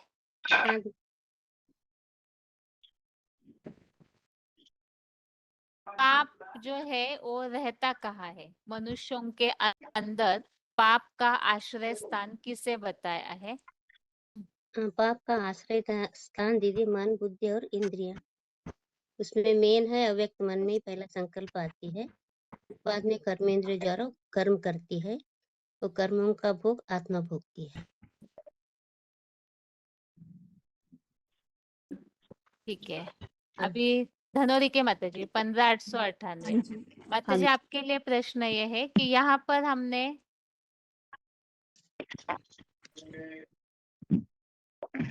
एक तो मन में सबसे पहले पाप आता है, इस बात को किस प्रसंग में समझा था, किस कारण समझा था? हाँ जी, इसके लिए ना दीदी बोलते हैं ना कि गंगा पति पावनी है, तो उसके मना गंगा में नहाने से पाप धुल जाते हैं। तो सबसे पहले हमें यही समझना होगा ना, पाप होता क्या है, कहते किसे हैं जो गंगा में धुल जाए। पहले तो पाप का ही पता होना चाहिए कि है क्या वो। तो इसके लिए गीता में बताया, कामेषु क्रोधेषु रजोगुण समुद्भव, माना जो काम विकार है वो सब पापों का बाप है। क्योंकि काम जब आता है तो उसके साथ साथ सभी विकार आ जाते हैं। और जो जब काम आता है तो क्रोध, काम की इच्छा पूरी ना होने से क्रोध भी आता है, और क्रोध ना आने से फिर मना क्रोध आता है तो हम कुछ भी गलत काम कर देते हैं। कोई भी जैसे पाप है, मना मोह आता है, मोह आता है, लोभ आता है तो चोरी कर लेते हैं, जघन्य अपराध कर देते हैं, या कोई भी किसी के साथ मारपीट जैसा कुछ भी कर देते हैं, तो वो हो गया पाप। तो पाप जो है वो कैसे मना कैसे धुलेगा? पाप के जब मन पाप रहता कहाँ है, इसका आश्रय स्थान बताया ना कि 10 इंद्रियां हैं और 11वीं इंद्री मन है, और मन, बुद्धि और संस्कार के समूचे को ही आत्मा कहा जाता है। तो जो आत्मा है उसको पानी से नहीं धोया जा सकता, ये तो गीता में आया है। तो इसलिए जो गंगा पतित पावनी बताई गई है वो तो पानी की गंगा है, तो उसको वो कैसे पापों को धो सकती है? वो तो नहीं धो सकती। तो इसलिए जो पतित पावन सीताराम एक ही भगवान के लिए गाया जाता है, और गीता में भी भगवान को याद करने का उल्लेख आया है जिससे पाप नष्ट होते हैं, तो वही हो सकता है। ठीक है, अभी लातूर के माता जी आपके लिए प्रश्न है, जो हमने इस बात को समझा था कि आत्मा जो है वो अपने साथ संस्कारों को लेकर जाती है, तो इस बात को क्यों समझा था हमने? आत्मा अपने साथ संस्कारों को ले जाती है। इसके लिए दीदी माना जैसे कि हवा हवा फूलों फूलों फूलों को फूलों की खुशबू जैसे हवा ले जाती है ना, साथ में। तो वो जैसे कि हमारे अंदर भी जो मन बुद्धि रूपी जैसे इंद्रिया है, उसमें जो अच्छे और बुरे संस्कार है ना, तो आत्मा शरीर छोड़ती है तो ये संस्कार आत्मा दूसरे शरीर में प्रवेश करती है, तो वो साथ में ले जाती है ना, सूक्ष्म शरीर में प्रवेश करती है। तो स्वप्न में शरीर में जैसे स्वप्न में शरीर सूक्ष्म शरीर बाहर निकलता है और अनुभव करता है, तो वहाँ शरीर छोड़ती है तो सूक्ष्म शरीर संस्कारों को ले जाता है। इसके लिए दीदी ये बताइए। हाँ, जैसे कि जब आत्मा शरीर से निकलती है और देह धारण करती है तो 23 तत्वों को साथ लेकर जाती है। जैसे कि संस्कार होते हैं हमारे, जैसे फूलों से खुशबू, हम उनको देख नहीं सकते, महसूस कर सकते हैं। जैसे कि इसके लिए लोक भी है ना, शरीरम यह अप्रोति, यह शरीर में जो शक्ति भरी है वह शरीर के साथ ही आत्मा छोड़ जाती है, आत्मा उसको साथ ले जाती है और शरीर यही रह जाता है। इसको मन की सोल कहा जाता है, मन रेवात्मा कहा जाता है। आत्मा अच्छे बुरे संस्कार भरे होते हैं आत्मा में। अच्छा, त्रिपुर के माता जी बताइए। ओम शांति। हाँ जी, बताइए माता जी। प्रश्न बहन। आत्मा प्रश्न ये पूछा है माता जी कि आत्मा अपने साथ संस्कारों को ले जाती है, ये बात हमने क्यों समझी है यहाँ इस टॉपिक में? क्यों समझेंगे ना, असली आत्मा शरीर छोड़ने के बाद अविनाशी है, इसलिए मन बुद्धि संस्कार समझती आत्मा अपने साथ संस्कार ले जाती है। अच्छे संस्कार या पुराने बुरे संस्कार ले जाती है। तब तो दूसरा शरीर लेते हैं, उसके आधार पर काम करते हैं। इसलिए अच्छा संस्कार बरी होना चाहिए आत्मा से। आत्मा अविनाशी है, शरीर विनाशी है, इसलिए अविनाशी आत्माओं को आधार पर कार्य करना चाहिए। विनाशी शरीरों को आधार नहीं लेना चाहिए। आत्मा शरीर विनाशी है, इसलिए शरीर को खारा कर्म करते हैं। अभी आत्मा पाप आत्मा बनती है, विनाशी प्राप्ति होती है। इसलिए अविनाशी प्राप्ति का 21 जन्म वर्ष लेने के लिए आत्मा की आधार पर आत्मा समझ बाप को याद करना चाहिए। आत्मा अविनाशी, परमात्मा अविनाशी, शरीर विनाशी होने के कारण विनाशी से नई आधार लेना चाहिए। ठीक है बहन। दीदी ये ना मन बुद्धि मन बुद्धि दीदी बताइए थोड़ा। बताइए उबली के माता जी। दीदी मन बुद्धि क्या है ये समझने के लिए, तो ये मन बुद्धि रूपी आत्मा शरीर में माना मन बुद्धि क्या है समझने के लिए तो ये श्लोक समझा। माना आत्मा तो मूल रूप में सात्विक रहती है, निष्क्रिय होती है। जब शरीर को धारण करती है तो शरीर से देहभान में आते हैं। देह के आकर्षण से ये 5 विकार भी आते हैं। वो देह के प्रकृति के 3 गुणों में प्रसारित होती है। तो देह द्वारा ये कर्मेंद्रिय मन पहला संकल्प करता है, देह कर्म करता है, तो उसका भोक्तापन आत्मा बनती है। अच्छा कर्म किया तो अच्छा उनमें भोगता है, सुख दुख वही भोगता है। तो मन बुद्धि रूपी आत्मा क्या है, वो कैसे इससे पाप होता है, समझने के लिए तो ये श्लोक समझा। और शरीर वो छोड़ते जब भी तो आत्मा है, तो मन बुद्धि और सूक्ष्म संस्कार को ले जाती है जब दूसरा नया शरीर धारण करने के लिए। तो इसी से वो जन्म लेती है, तो उसका ये भी कहते हैं ना, लंगड़े लोने है तो पिछले जन्म का कर्म है, ऐसा होता है। और पापात्मा पुण्यात्मा भी कहते हैं। तो मन बुद्धि क्या है ये समझने के लिए श्लोक बता दीदी। अच्छा, 15,898। मतलब जी हाँ आप जी। बताइए, ये जो पाप की बात हमने समझी ना, पाप किसे कहा जाता है, तब हाँ से जी। लेकर के अभी तक हमने जो मेन बातें समझी है, केवल लिंक बता सकते हैं आप? किसके बाद जी। क्या, किस टॉपिक को किस कारण समझा है, केवल लिंक बताना है। हाँ जी, जो पाप किसे कहा जाता है वो तो ये बताया, वो तो इसके लिए समझा कि गंगा को पतित पावनी कहा गया है और गंगा में पाप धुलने की बात आती है। और फिर उसके आगे बताया कि पाप रहता कहाँ है। फिर उसके आगे बताया कि पाप होता कैसे है, करते कैसे हैं। मना पहले पाप मनसा में आता है, फिर वाचा में आता है, तो फिर कर्मणा में आता है। तो जितना मना जैसे हमारे मन में संकल्प चलते होंगे जितनी तीव्रता से, उतनी ही तीव्रता से और वैसा ही हम पाप करते हैं। फिर उसके बाद आत्मा के बारे में बताया कि जो आत्मा इतनी सूक्ष्म है वो रहती कहाँ है।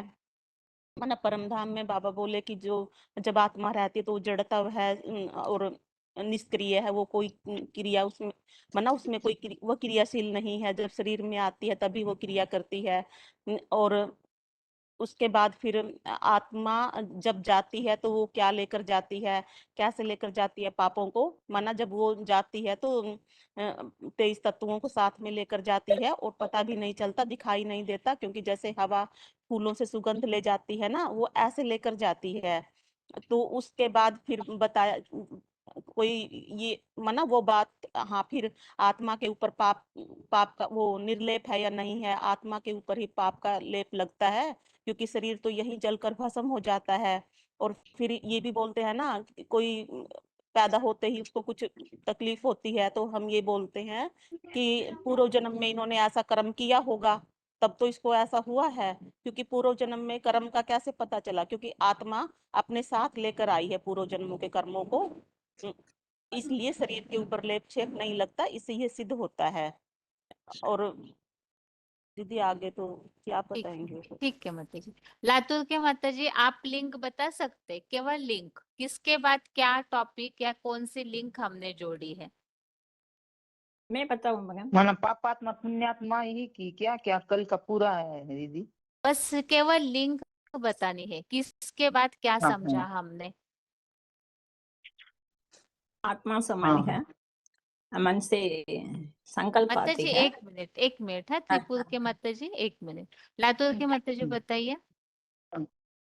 सबसे पहले तो हमने देखा था कि पाप कैसे नाश होता है, और उसके बाद देखा था कि पाप की बात पहले किस में आती है, और फिर देखा था पाप शुरू कैसे होता है, पाप की शुरुआत कैसे होती है। फिर देखा था कि पाप की बात पहले किस में आती है। फिर देखा था कि मन और बुद्धि किसे कहा जाता है। फिर आत्मा का कार्य क्या और शरीर का कार्य क्या होता है। फिर देखा था कि इतना ही है दीदी मेरे पास। अच्छा ठीक है, बताइए त्रिपुर के माता जी। बताइए दीदी। आत्मा को सूक्ष्म है, बहुत सूक्ष्म है, इसलिए समय संकल्प समय अच्छे बुरा संकल्प है। पाप का शुरुआत संकल्प से होती है। पहले संकल्प, बाद में वाचा में आती है, उसके बाद कर्मणा भी कर्मेंद्रियों से उससे मूल कारण है संकल्प। इसलिए संकल्प से कट करना चाहिए, अब तब तो पाप कटेंगे। गंगा स्थूल नदी है, स्थूल नदी सूक्ष्म आत्मा को कैसे पावन कर सके, बहुत सूक्ष्म है आत्मा, नहीं आत्मा गंगा नदी नहीं पावन कर सके, आत्मा पावन करके बाप को याद करना चाहिए। सुप्रीम बाप सदा एवर एवर प्योर आत्मा सुप्रीम सोल शिव को याद करना चाहिए, तब तो पापात्मा का पाप कट हो जाएगा। गंगा नदी ले सारा कुंभ मेला होती है, सारा आत्मा ये नहाती है, लेकिन पाप नहीं कोटा जाते है, फिर भी बाप बढ़ती जाती है। इसलिए सूक्ष्म आत्मा को सूक्ष्म से सूक्ष्म बहुत सूक्ष्म परमात्मा से याद करना चाहिए, तब तो हमारा पाप कटा। ठीक है, हेलो दीदी। बताइए हुबली के माता जी। हाँ दीदी, लिंक बना, पाप किसे कहा जाता है और पाप का स्थान क्या है, आश्रय स्थान कौन सा है, और पाप शरीर में मन बुद्धि में हो तो किससे शुरू होता है, मन से ही शुरू होता है, और मन से शुरू है तो और बाद में ये समझा कि पाप विकार के बाद में से पहले मन बुद्धि सूक्ष्म में भी आता है, और मन बुद्धि का होता है, और कहाँ रहता है मैंने वही समझा। उसके बाद प्रकृति और पुरुष का क्या संबंध है, ये समझा दीदी। अच्छा, बनारस के माता जी आप बताइए। ओम शांति दीदी। लिंग बताना है दीदी। हाँ, मैंने तो किस कनेक्शन से और किस टॉपिक में किस संदर्भ में श्लोक समझा, लिंक ही बताइए, विस्तार ज्यादा हो जाता है। तो हाँ मेन लिंक लेकिन ऐसे जिसमें सभी को बात क्लियर हो, इस तरह से बताइए। जी दीदी ट्राई करती हूँ। शुरू से बताती हूँ। गंगा पतित पावनी नहीं है तो शंकर के ऊपर विराजमान क्यों है? तो इसमें सबसे पहले हमने समझा कि इस मान्यता को समझना जरूरी क्यों है। फिर हमने समझा कि भक्ति मार्ग में मतलब इस मान्यता की शुरुआत कहाँ से हुई और भक्ति मार्ग में इस मान्यता में कहाँ तक मतलब वास्तविकता है। और भक्ति मार्ग में गंगा की अलग अलग क्या क्या मान्यताएं हैं कि गंगा इस धरती पर क्यों आई, गंगा के पास क्यों जाते हैं। जैसे कि मनचंगा तो कटौती में गंगा, गंगा सागर बाकी मेले एक बार, गंगा सागर का मेला एक बार, और कुंभ वगैरह जो है नदियों के किनारे लगते हैं। ये सारी मान्यताएं समझी। और फिर समझे कि अगर गंगा पतित पावनी है तो भगवान को पतित पावन क्यों कहते हैं। उसके आगे हमने समझा कि अगर गंगा पतित पावनी है तो गीता में भगवान की याद से पाप नाश होने का उल्लेख क्यों आया है। भगवत गीता जो कि सर्वशास्त्र शिरोमणि हाँ, आप बोलिए भगवत माता गीता। जी। हाँ जी भगवत गीता जो सर्वशास्त्र शिरोमणि भागवत गीता मानी जाती है, जिसकी हर धर्म में मान्यता है, उसमें कहीं भी ये बात नहीं आई है कि गंगा पतित पावन मतलब गंगा में नहाने से पाप धुल जाते हैं। उसमें तो यही उल्लेख आया है कि भगवान की याद से पाप धुल जाते हैं, भगवान को जानने से मुक्ति का उल्लेख आ जाता है। सब धर्मों को छोड़ के भगवान की शरण से में आने से पापों से मुक्त हो जाएगा। तो सभी जगह भगवान के बारे में उल्लेख है कि भगवान को जानने से मुक्ति मिलेगी। तो यहाँ पर हमने एक कंपैरेटिव स्टडी समझी है कि मतलब गंगा पतित पावनी है, भगवान पतित पावन है, को समझा था। फिर ये समझा कि अगर गंगा पतित पावनी तो इस बात का उल्लेख गीता में क्यों नहीं है। गीता में तो सिर्फ इतना ही उल्लेख है ना कि श्रोतासाम अस्मि जानवी, मतलब नदियों में मैं गंगा हूँ, जहाँ विभूति योग में बताया है। विभूति योग मानी विशेष रचनाएं, तो जो भगवान से योगी ऊर्जा लेके प्रकृष्ट रचना बन जाती है, तो उनके बारे में सिर्फ उल्लेख है कि गंगा जब भगवान आके ज्ञान देते तो ज्ञान लेकर विशेष बन जाती है। सिर्फ इतना ही उल्लेख है। फिर हमने समझा कि अगर गंगा पतित पावनी है तो गंगा के पानी में पाप धुल जाते हैं। अगर ऐसी मान्यता है तो इसके पहले हमको ये जानना होगा कि पाप होते क्या है, वास्तव में पाप है क्या, पाप शरीर करता है कि आत्मा करती है। तो पाप के बारे में भी भागवत गीता में अलग अलग तरह से परिभाषा दी गई है कि पाप 3 का 36 और 37 में समझा कि पाप की शुरुआत कहाँ से होती है। फिर उसके बाद हमने समझा कि पाप विकार का आश्रय कहाँ है, पाप कैसे शुरू होता है, मन बुद्धि से पाप शुरू होता है। तो फिर पाप विकार का आश्रय स्थान अगर मन बुद्धि इंद्रिया है तो पहले पाप की बात किस में आती, मन में आती कि शरीर में आती है। और अगर पाप की बात मन में आती तो फिर शरीर को धोने की क्या जरूरत है। इसके लिए हम ये भी समझ सकते हैं ना दीदी, दुनिया के हिसाब से बताना, जैसे हम समझते हैं कि आत्मा के बेसिक में हम ये समझते हैं कि शरीर जो है रथी और रथ है, और आत्मा जो है रथी है। मतलब तो जैसे गाड़ी है, गाड़ी को जब ड्राइवर चलाता है तो इन द केस ऑफ अगर गाड़ी चलाते वक्त एक्सीडेंट हो जाता है तो गाड़ी को हाई कोर्ट में सजा नहीं मिलती है, चलाने वाले को मिलती है। उसी तरह से शरीर जो है हमारा रथ है और आत्मा रथी, मतलब चलाने वाला शरीर है। तो अगर चलाने वाली आत्मा है, तो अगर कुछ भी गलती शरीर से होती तो उसका पाप आत्मा में लगता है। ये एक एग्जांपल मेरे मन में आया था। और एक बात ये आई थी कि जैसे साइंस में अगर देखा जाए तो बोलते हैं ना कि डीएनए जब टेस्ट वगैरह होता है तो क्रोमोसोम्स बोले जाते हैं, 44 क्रोमोसोम्स होते हैं। तो उसमें एक रेजिस्टेंस होता है, एक डोमिनेंस होता है, एक कैरियर होता है और एक डोमिनेंस होता है। तो मतलब जो कैरियर होता है वो अपने जो पेरेंट्स के जो गुण होता है अगली पीढ़ी में लेके जाता है, जो डोमिनेंस होता है वहीं पे रुक जाता है। तो जो हमारा शरीर है डोमिनेंस है, इसी जन्म में रुक जाता है, लेकिन जो आत्मा वो कैरियर है, अपने संस्कारों को अलग अलग उसमें लेकर के चली जाती है। तो ये मेरी बुद्धि में आया था तो मैं बता दूं, नहीं भूल जाता। फिर उसके बाद हमने ये समझा कि मतलब जो संकल्प है, विकार है, पाप है, पहले कहाँ आते हैं, पहले शुरुआत कहाँ से होती है। तो संकल्पों की शुरुआत हमारे मन से होती है। कोई भी बात हमारे मन में आती है उसके बाद उसका विस्तार होता जाता है। जिस तरह से हम समझे ना कि विकार होते हैं, तो सबसे पहला विकार जो होता है काम विकार, जो मुखिया डकैतों का मुखिया कहा गया। अगर काम विकार की भावना आ गई तो उसके साथ साथ जो सहयोगी विकार है काम क्रोध लोभ मोह अहंकार, वो भी साथ में आ जाता है और पूरा ग्रुप बन जाता है और फिर गैंग के साथ ही पूरा काम जो है किया जाता है। फिर समझा कि पाप विकार की बात पहले मन में आती है। तो मन बुद्धि होता क्या है, तो उसके लिए समझा कि मन बुद्धि संस्कार का सम्मिलित रूप ये होता है आत्मा। फिर उसके बाद हमने समझा कि आत्मा होती क्या है, आत्मा की परिभाषा क्या होती है। तो मन बुद्धि का समुच्चय ही आत्मा कहा जाता है। फिर आत्मा अपने साथ संस्कारों को ले जाती है। तो 15 का 8 का समझा था कि किस तरह से आत्मा अपने साथ संस्कारों को ले जाती है। तो जैसे फूलों की खुशबू को हवा जो है फूलों की खुशबू को ले जाती है, उसी तरह से आत्मा अपने संस्कारों को शरीर के में लेकर जाती है। फिर उसके बाद हमने आगे समझा कि मन बुद्धि रूपी आत्मा जो पुरुष और शरीर प्रकृति का संबंध और कनेक्शन क्या है, तो उसके लिए 13 का 19 समझा था और वार्तालाप में समझा था कि शरीर प्लस आत्मा का कनेक्शन क्या है। उसके बाद आगे समझा कि मन बुद्धि रूपी आत्मा और शरीर का संबंध का पात्र क्या है, तो पात्र कैसे भोगती है, जो शरीर है वो सुख दुख कैसे भोगता है। जब तक मन साथ न दे कोई भी इंद्रिय अपना काम नहीं कर सकती। जैसे कि अगर आत्मा शरीर छोड़कर चली जाती तो हाथ पैर नहीं हिलते, कुछ नहीं, शरीर जड़वत हो जाता है। शरीर जड़वत है, आत्मा चैतन्य है, करंट है, शरीर को चलाने वाली शक्ति है।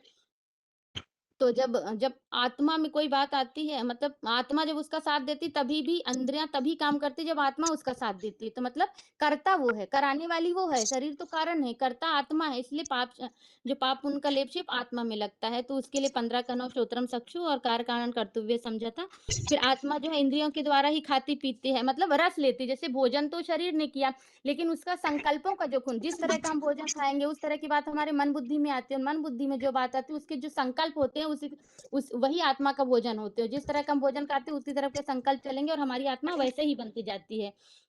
तो हमने ये समझा था। फिर समझा कि अगर आत्मा सुख दुख भोगती है तो पाप और पुण्य आत्मा में रहता है, शरीर में। तो पाप और पुण्य जो है आत्मा में रहता है, शरीर को नहीं लगता। शरीर को तो हम डेली धोते हैं, पाप करे चाहे ना करे। ये तो एक दिनचर्या का नियम है ना कि नहाना धोना। तो ये तो स्थूल पानी से भी धो लेते हैं, पाप करे चाहे ना करे, लेकिन आत्मा को नहीं धोते हैं ना डेली। आत्मा को धोने के लिए ज्ञान की जरूरत है। ज्ञान दुनिया में बचा ही नहीं है, सब भौतिक ज्ञान के पीछे भाग रहे हैं। तो आत्मा को गंगा के पानी से धोया नहीं जा सकता है। आत्मा को धोने के लिए भगवान के ज्ञान की आवश्यकता है, जिसके लिए गीता में है, ज्ञान निर्धुत कल्मषा।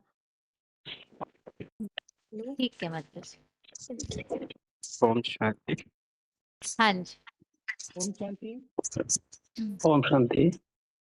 आप सभी को भी लिंक ही बतानी, इससे समय की ज्यादा बचत होगी और टॉपिक के लिए फिर अलग से समय दिया जाएगा। अभी वैसे 10-15 मिनट ही, इसलिए दीदी सबसे पहले तो हाँ दीदी सबसे पहले तो ये बताना पड़ेगा कि पाप क्या है। तो पाप सबसे है पहले काम। टॉपिक की शुरुआत जहाँ से हुई है वो हाँ, बात बताइए। सबसे मेन बात पहले ये हमने होगी क्या कि समझा था? गीता पतित पावनी है कि नहीं है। गंगा ये गंगा हाँ, गंगा पतित पावनी है कि नहीं है, ये बात बताना। तो इसके लिए कुछ अलग अलग हेडिंग्स में बताना पड़ेगा, अलग अलग लेवल पे। तो सबसे पहले बताना पड़ेगा कि गंगा का पानी जो स्थूल पानी है वो क्या कार्य करता है। तो वो तो स्थूल शरीर को धोता है। लेकिन पाप जो है, जो आत्मा आत्मा क्या है, आत्मा है मन बुद्धि और संस्कार का समुच्चय। वो अति सूक्ष्म है, अति सूक्ष्म है। तो उसमें उसमें जो ये पाप जो है ये उसमें रहता है। वो पाप क्या है, वो काम क्रोध जो है वो उसका वो पाप है। और जो ये आश्रय स्थान जो बताया है, ये जो पाप का आश्रय स्थान बताया है वो 10 इंद्रिया मन बुद्धि बताया है। और फिर बाबा ने सॉरी इसके बाद बताएगा कि जो 13वें अध्याय का 20वां 21वां श्लोक है। तो 20वें 21वें श्लोक में बताया कि जो आत्मा जो है उस पे ही लेपछेप लगता है। क्यों? क्योंकि आत्मा कारण है उस और इंद्रियों के थ्रू वो कार्य करती है।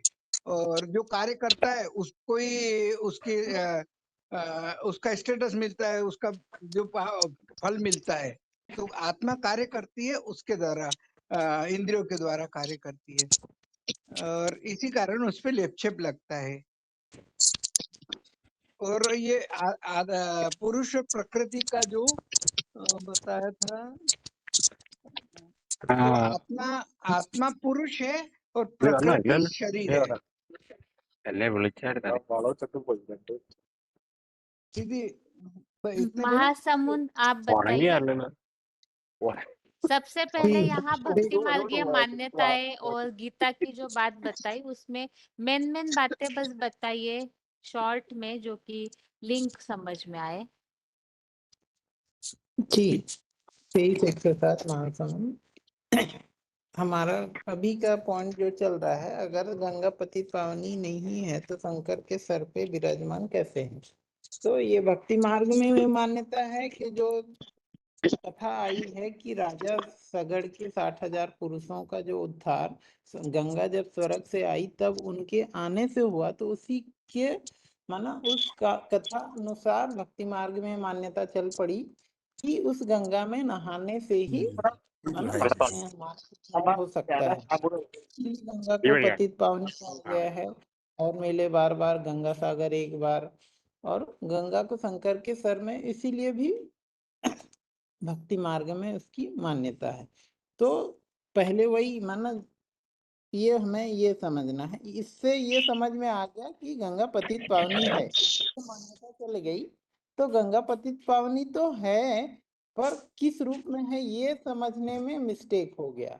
गंगा बोलता है माना मुरली में भी आया है ना कि अगर ज्ञान गंगाएं माना नदियां अगर सागर से कनेक्टेड नहीं है तो नाला बन जाती हैं। तो जब ज्ञान गंगाएं चैतन्य ज्ञान गंगाएं जब ज्ञान सागर को जानती हैं उससे कनेक्टेड हैं, वो दूसरों को जब ज्ञान देती हैं तब एक्चुअल में उनका मन बुद्धि रूप आत्मा पावन हो सकता है। तो इसको दूसरे वे पे ले गए और गंगा पतित पावनी समझ लिया गया है। तो जबकि गायन तो है पतित पावन सीताराम, तो है पतित पावन सीताराम ही, लेकिन भक्ति मार्ग में नहीं जानने के कारण गंगा को ही पतित पावन मान लेते हैं। फिर ये हमारा ये हो गया। आगे 24,548 आप बताइए। यहाँ हमने तुलनात्मक रीति से समझा था कि भक्ति मार्ग में गंगा को कहीं भी पतित पावनी नहीं माना है। भगवत गीता में गंगा का पतित पावनी के रूप में उल्लेख नहीं है बल्कि भगवान का है। तो इसमें क्या क्या बातें हमने समझी थी?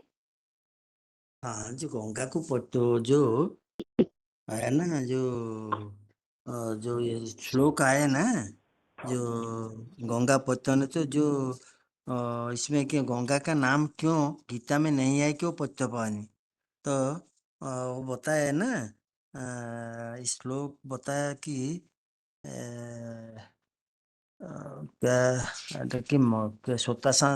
80 में जो बताया तो ये तो ये कि हो गया कि विभूति हो गया।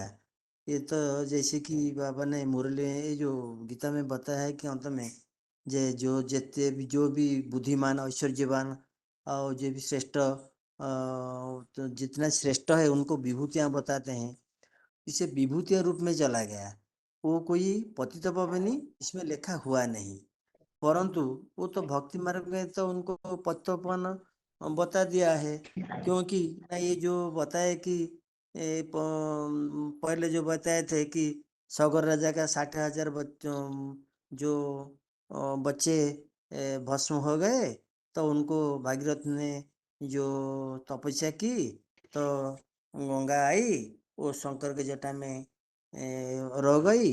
फिर दोबारा वो दुनिया का कल्याण नहीं हुई तो फिर भी और दूसरा बार जो तपस्या की गंगा आई पृथ्वी पर आ गई तो जब कल्याण हुई माने लोग समझ रहे थे कि 60,000 जीवित हो गए। ऐसे ऐसे जो मान्यता है इसलिए गंगा का बहुत मान बढ़ गए। तो इसलिए गंगा को स्नान करने के लिए गए कि अरे वही पानी तो सब मनुष्य जब जीवित हो जाता है तो वही पानी में तो सब कुछ हो जाएगा, ऐसे भी चलते हैं। परंतु गंगा कोई पतितपावनी नहीं है, इसी बात का जो है। ठीक है। और हाँ जी समझेंगे बताइए। जब 47 में एक मिनट 478 से बताइए। ठीक रेडी है। करके रखिए, अभी है ना 5-6 मिनट है ना, इसलिए शॉर्ट में, क्योंकि हाँ, ठीक अनम्यूट है। नहीं किया था भाइयों का आज किसी का भी। हाँ बताइए। हाँ जी 478 हाँ जी गंगा का जो पहले पतित पावनी नहीं है तो शंकर के माथे पर क्यों विराजमान है, इस टॉपिक पर चल रहा था बात। तो भक्ति मार्ग में गंगा का मान्यता तो बहुत चढ़ा दिए। जैसे कि मान्यता है मन चंगा तो कसुटी में गंगा, तो गंगा जल मुख में हो माने गंगा का तट हो और गंगा जल मुख में हो तब प्राण निकले। और सब मेला एक बार गंगा सागर बार बार। और बहुत सारे कथा कहानी जो गंगोत्री से निकली है या गंगा के 60,000 पुत्र थे उसके बारे में जो कथा कहानी बनी हुई है, ये सब गंगा के बारे में मान्यता है। संसार में भक्ति मार्ग में ये मान्यता है। गंगा पतिति पावनी है तो मनुष्य तो पाप करने के लिए फ्री हो जाते हैं। तो एक बार जाओ गंगा में स्नान करके आ जाओ, मुक्ति हो जाओगे, लिबरेटर हो जाओगे। तो फिर भगवान को क्यों गीता में बताया गया लिबरेटर पतित पावन है? तो ये टॉपिक जानना बहुत जरूरी इसीलिए है गंगा पर जो भक्ति मार्ग में मान्यता है, गंगा में स्नान करने से पापों से मुक्ति हो जाते हैं, दुख से मुक्ति हो जाते हैं, पवित्र बन जाते हैं, तो फिर ये मान्यता सर्वव्यापी सारा संसार में होना चाहिए। सारे संसार अलग अलग धर्म के लोग हैं, वो सब आ जाना चाहिए। सिर्फ हिंदू धर्म के कुछ लोग ही गंगा के किनारे जाके बैठते हैं। अगर गंगा पतित पावनी है तो भगवान को पतित पावन क्यों कहते हैं? ये भी एक सवाल उठता है। ये बात माने श्रीमद् भगवत गीता जो सर्वशास्त्रों के शिरोमणि है उसमें स्पष्ट उल्लेख है। और गंगा पतित पावनी है तो गीता में भगवान की याद से पाप नाश होने की जो उल्लेख आया है, अपीते तो सुदराचारु भजते मामन्य वाक् साधुरेव समन्तव्य समक्य व्यवसित ही स माही पार्थ व्यापाश्रित येऽपि स्यु पापयुनयो स्त्रियो वैश्या तथा शूद्रा तेऽपि यान्ति पराम गतिम। क्यों ये बात आया? मतलब भगवान की याद से चाहे कोई कितना दुराचारी पापाचारी क्यों ना हो, वो ही पापों से मुक्त हो सकता है, बाकी दूसरों से है ही नहीं। ये बात की उल्लेख है। और भगवान को पहचान कर याद करने से पाप भस्म होगा, ये बात भी स्पष्ट उल्लेख है। अगर गंगा पतित पावनी है तो इस बात का उल्लेख क्यों दूसरे कोई शास्त्र पुराण के बाद में इतने स्पष्ट रूप से उल्लेख नहीं है? सिर्फ गीता में तो एक ही श्लोक आया, पवता पवता अस्मि राम शस्त्र भूताम्यम झसाणा मकरश्चास्मि श्रुतसा अस्मि जाह्नवी, श्रुतसा में नदियों में मैं जाह्नवी हूँ। एक विशेष विभूति के बारे में उल्लेख है, बाकी और कुछ नहीं है। तो और बाकी गंगा पतित पावनी नहीं है तो ये बात जानना हमको क्यों जरूरी है? क्योंकि भक्ति मार्ग में ऐसे बहुत सारा मान्यता है जिसका यथार्थता न जानने न समझने के कारण अंधो श्रद्धापूर्वक आज की समाज उसकी जीवन में तो अपना लेते हैं, जिसका परिणति दुख तकलीफ परेशान और ही बढ़ जाता है मनुष्य के अंदर, ना मिट पाता है। यदि मिट जाता आज दुनिया में इतना कोर्ट कचहरी जज वकील क्यों बैठते हैं? सब तो जाके गंगा में धुआते हैं। और भगवान क्यों नहीं बताया अर्जुन को जाओ गंगा में धुआओ? क्यों नहीं बताया? इसका मतलब गंगा पतित पावनी नहीं है। ये जो मान्यता भक्ति मार्ग में अंधश्रद्धा अंधापूर्वक बना दिए। भगवान पतित पावन हम जानेंगे कैसे? नहीं, ये गीता में स्पष्ट उल्लेख है। जो पतित क्या चीज है, पतित हम बनते किसके आधार पर? ये गीता में बताया अथो ज्ञानं प्रयुक्तं पापं चरिति पुरुष अनिच्छसपि वासनाय बलादीप नियोजित। किसकी प्रेरणा में ये मन बुद्धि बार बार पाप करता है? क्यों? पीछे से कौन धक्का दे रहा है? अर्जुन जो भगवान को प्रश्न पूछा, भगवान ने जवाब दिया कि कामेषु क्रोधेषु रजोगुण समुद्भव महासनो महापाप्मा विधेयमेव वैरिणम्। ये काम और क्रोध जो है ये सबसे बड़ा पाप करने वाले हैं, तो इसको तो मार कैसे मारेंगे बताया ना? एवं बुद्धि परंग बुद्धा संस्थे आत्मानं आत्माना जय शत्रु महाभाव काम रूपम विरासदन। उसका निवास नहीं बताया कहाँ कि मन बुद्धि और 10 इंद्रिय जो है उसके स्थान बताया। उसको अच्छी रीति पहचान करके जब माने अपने मन बुद्धि को भगवान के साथ लगाओगे तो तुम पापों से विकारों से मुक्ति पा पाओगे। तो मतलब ये स्थान भी बता दे, आश्रय स्थान मन बुद्धि और इंद्रिय। तो 13:5 में जो बताया था कि महाभूतानि अहंकार बुद्धि अव्यक्त में बच इंद्रियाणी दशम एकं च पंचच इंद्रिय गोचरा। ये भी जब आत्मा 23 इंद्रियों के साथ रहती है, इसके बारे में स्पष्ट किया है। और ये जो मन है और बुद्धि है वही संकल्प शक्ति है जो अति सूक्ष्म है, जिसके अंदर पहले ही संकल्प क्रिएशन होता है। संकल्प से ही माने पाप बनती है। तो जो अव्यक्त है तो संकल्प शक्ति कैसे जन्माता ना? उसके जो माने हमारा संकल्प आता है उससे बाचा में आता है, बाचा से फिर माने कर्मेंद्रिय से आ जाता है। इसलिए बाबा एक मिसाल देता है, कोई चोरी का, एक मिसाल देता है मकान बनाने का। कोई चोरी करता है तो पहले मन में संकल्प जागृत होता है। तो पहले बताया मन संकल्प को रुकना है। संकल्प प्रभावन कामान त्यक्ता सर्वाणी अशेषत मनसा इंद्रियगाम विनियम समन्तत। संकल्प से उत्पन्न जो कामना है उसको संपूर्ण त्याग करना है और इंद्रियों को चारों ओर से संयमित करना है, तब तो इसको रुक सकते हैं हम। क्योंकि ये जो इंद्रिया है ये बार बार वो अपने आप का काम नहीं करता, उसको कराने वाले जो है आत्मा है। तो आत्मा के बारे में जानकारी बेहद जरूरी है, क्योंकि आत्मा ही सूक्ष्म और पावरफुल है। वही सब माने शरीर के इंद्रिय से सारे कार्य वही ही करती है। आत्मा जब निकल जाती है पूरा 23 तत्व को लेके चले जाती है, जिसको बताया था 15:8 में शरीरं यद आवाप्नोति यत् च उक्रामति च ईश्वर गृहीत आयतानि संयति वायु गंधानि भी आसायत। आत्मा जब शरीर से निकलती है तो जैसे हवा फूलों से सुगंधि ले जाती है, इसे 23 तत्व के साथ संस्कार को भी लेके चली जाती है। और आत्मा शरीर के जो माने इंद्रियां है आंख कान नाक वगैरह, उसी से ही वो क्या करता है ना भोगता है सुख और दुख, और लेप छप आत्मा के अंदर ही लगता है। ये बात भी स्पष्ट उल्लेख है जे श्रुतम चक्षुं स्पर्शन च रसम घ्राणेव च अधिष्ठाय मनस्ताय विषयानु उपसेवते। विषय विकार को आत्मा ही उपसेवन करता है इंद्रियों के जरिए। कार्य करण कर्तृत्व हेतु प्रकृति उच्यते पुरुष सुख दुखानां भोक्तृत्व हेतु उच्यते। ये बात भी स्पष्ट है। और प्रकृति पुरुष जैव विधि अनादि उभोपि विकारांश गुणांश विधि प्रकृति संभवा। ये बात भी स्पष्ट किया है। और आत्मा सुख दुख भुगती है तो पाप और पुण्य आत्मा में रहती है, शरीर में नहीं रहती है। शरीर एक साधन है, एक इंस्ट्रूमेंट है, जैसे का मोटर है, वो चलती है, उसको निकाल लो सारे मशीन जड़वत हो जाएगा। इस शरीर से आत्मा निकल जाती है। शरीर तो मुर्दा है, उसको गाड़ दो जमीन में या राख कर दो। तो ये बात है और बहुत सारे चीज इसमें है, थोड़ा सब तो सिस्टमेटिकली नहीं दिखाया, मैं इसे देख देख के बता देता हूँ। ठीक और किससे पूछिए। ठीक। अभी वैसे 2-3 मिनट ही बाकी, इसलिए अनम्यूट नहीं कर रहे हैं किसी का भी। जो टॉपिक हम सीखते हैं यहाँ पर कोर्स में, या तो जैसे कि जो लिंक 8 प्रश्नों के उत्तर में भी जो टॉपिक हम सीख रहे हैं, तो इसमें मुख्य बात यह है कि सारी बातें विस्तार से बताई जाती है, जैसे पॉइंट्स के द्वारा बताई जा रही है। और वो इसीलिए बताई जा रही है ताकि बाबा ने किस प्रसंग में, मुरलियों में किस तरह से बताया है, ये हम सभी को क्लियर हो। अभी सभी के लिए ही ये बात संभव नहीं हो सकती है कि इतने सारे मुरलियों से ये सारी बातों को ढूंढे और फिर सेटिंग करे बातों को, तो उतना नहीं संभव हो पाता है। कई ऐसे हैं जो टाइम नहीं दे सकते, बिजी होते अपने जीवन में। तो इसी हिसाब से अब बाबा तो यही चाहते हैं कि सभी को ही ज्ञान सुनाने की प्रैक्टिस हो। ज्यादातर मोस्टली ऐसे हो ही जाता है, कईयों को ये रहता है कि हमारा फोन अनम्यूट नहीं हो पाता है। तो देखिए, ये बात तो सभी को ही समझने जैसी है कि क्लास में सैकड़ों माताएं भाई जुड़ते हैं। अब सैकड़ों माताएं भाई जुड़ते हैं और उसमें से हाथ उठाने वालों की संख्या भी ज्यादा ही होती है।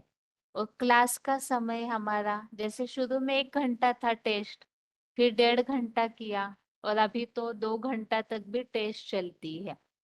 और प्रयास इसीलिए अलग अलग तरीके से यही किया जाता है कि सभी को ही म्यूट कर सके। अभी इसमें ऐसे होता नहीं है कि किसी का भी रिपीटेशन हो या डेली म्यूट करें हम किसी को भी, लेकिन जैसे छोटे फोन से जुड़ने वाले हैं उनका तो बिल्कुल पता ही नहीं चलता है कि कौन जुड़े हैं। तो हो भी सकता है कई छोटे फोन वाले ऐसे हैं जिनका फोन अनम्यूट नहीं होता होगा, क्योंकि ये बात आती ही है कि हमारा फोन अनम्यूट नहीं होता है। लेकिन ये स्वाभाविक बात है कि समझ में नहीं आता इतने ज्यादा भीड़ में अनम्यूट कैसे करें, इसीलिए ही ग्रुप सिस्टम में अनम्यूट किया जाता है ताकि ज्यादा से ज्यादा माता भाइयों को बोलने का समय मिले। क्योंकि जब टॉपिक बताने के लिए करते हैं अनम्यूट, तो एक व्यक्ति 5, 7, 10 मिनट भी अगर बोलते हैं तो क्लास में मुश्किल से 10-12 लोगों का ही फोन अनम्यूट हो पाता है। तो इसीलिए ग्रुप सिस्टम में फोन अनम्यूट करना शुरू किया। तो प्रयास आप सभी ये कीजिए, जैसे बेसिक कोर्स का टॉपिक या 8 प्रश्नों का जो टॉपिक रेडी किया जाता है, तो उसमें लगभग 8-10 दिन से कंटिन्यू प्रयास किया जाता है, तब जाके 1 घंटे का क्लास रेडी हो पाता है। मतलब इतने सारे पॉइंट्स जो है वो ढूंढने पड़ते हैं ताकि एक्यूरेसी हो। तो इसीलिए आप सभी भी यही प्रयास कीजिए कि जो मैटर आपके पास रेडी मिल रहा है तो उसे अच्छे से मंथन कीजिए। इसीलिए मंथन कीजिए ताकि वहां मूल बात हमें कौन सी प्रेजेंट करनी है, जिज्ञासुओं की बुद्धि की क्षमता को देख करके हमें कौन सी बात बतानी चाहिए, उसे हमें रेडी करने का प्रयास करना चाहिए।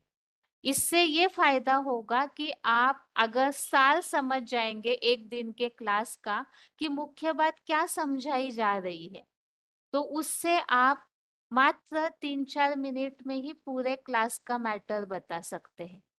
और टाइम लंबा इसलिए लगता है क्योंकि टॉपिक को अगर आप पढ़ना शुरू करेंगे तो फिर बहुत लंबा टाइम जाएगा, और इसमें फिर बीच में जो बोलते हैं उन्हें रोकना उचित नहीं है, क्योंकि ये ठीक नहीं लगता है, ये सही तरीका भी नहीं है कि कोई फ्लो से बोल रहे हैं तो हम उन्हें रोकें।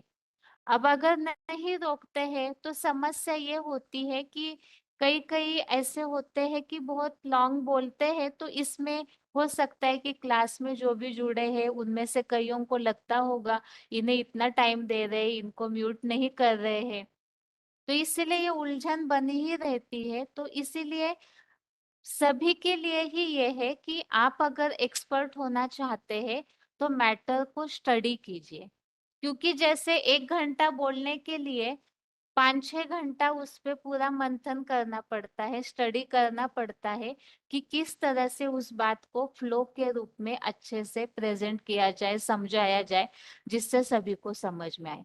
तो इसी तरह से जो भी सीखने वाले हैं आप सभी भी, माना कि सभी को टाइम नहीं मिलता होगा इतना, लेकिन मेन मेन जो बातें हैं उसे भी अगर आप लिंक के तौर पे बुद्धि में रखेंगे तो आपको बोलना आएगा। लेकिन पहले से अगर आप तैयारी नहीं करेंगे और फिर आप नोटबुक लेकर के अगर पढ़ते हैं तो उससे फिर बहुत लंबा समय जाएगा। क्यों समय जाता है, इसका कारण ये है क्योंकि आपने पहले से मैटर को सोच के नहीं रखा है, तो उस समय आपको पढ़ते पढ़ते सोचना पड़ता है ये लिंक किस तरह जोड़ी है। अगर आप उसकी तैयारी पहले से ही करेंगे ना, जैसे क्लास 7:30 बजे शुरू होता है, तो आप आधा घंटा पहले 10-15 मिनट पहले भी उस मैटर को पढ़ेंगे एक एकाग्रता से पूरा, तो आपको समझ में आएगा। और तुरंत तो फोन अनम्यूट होता नहीं, तो क्लास चलते चलते भी आप उस पर स्टडी कीजिए, एकाग्रता से उन बातों को समझने का प्रयास कीजिए कि किस बात की लिंक किसके साथ जोड़ी है। इससे ये होगा, एक बार अगर मंथन किया हुआ टॉपिक आपको बुद्धि में बैठ जाएगा ना, तो वो भूलेंगे नहीं फिर बिल्कुल भी। और अगर हम पढ़ के बोलते हैं तो मैटर भूलने की संभावना रहती है। इससे ये होगा कि सभी ही बोलने में एक्सपर्ट हो जाएंगे और कहीं भी हमारा भाव नहीं बदलेगा, क्योंकि हमने जो बात समझ के बोली है उसका भाव यथार्थ होगा, क्योंकि हम खुद समझे हैं उस बात को कि किस मैटर में कौन सा श्लोक लिया है, कौन सा पॉइंट किस लिए टैली किया हुआ है, ये बात सभी को ही क्लियर हो जाएगी। इसीलिए प्रयास जरूर कीजिए। हम सभी के पास समय बहुत कम है, क्योंकि बाबा ने तो इतनी सारी मुरलियों में बोला हुआ है महाशिवरात्रि के समय के लिए, तो बहुत सारी पढ़ाई बाकी है और वो जल्दी पूरी करनी है। तो उसके लिए सभी को ही प्रयास करना होगा कि जो भी मैटर रेडी होके मिल रहा है उस पर मंथन कीजिए, अच्छे से पढ़िए, किसके बाद क्या समझाया जा रहा है उसे समझने का जरूर प्रयास कीजिए। अभी आज के लिए क्लास यहाँ ही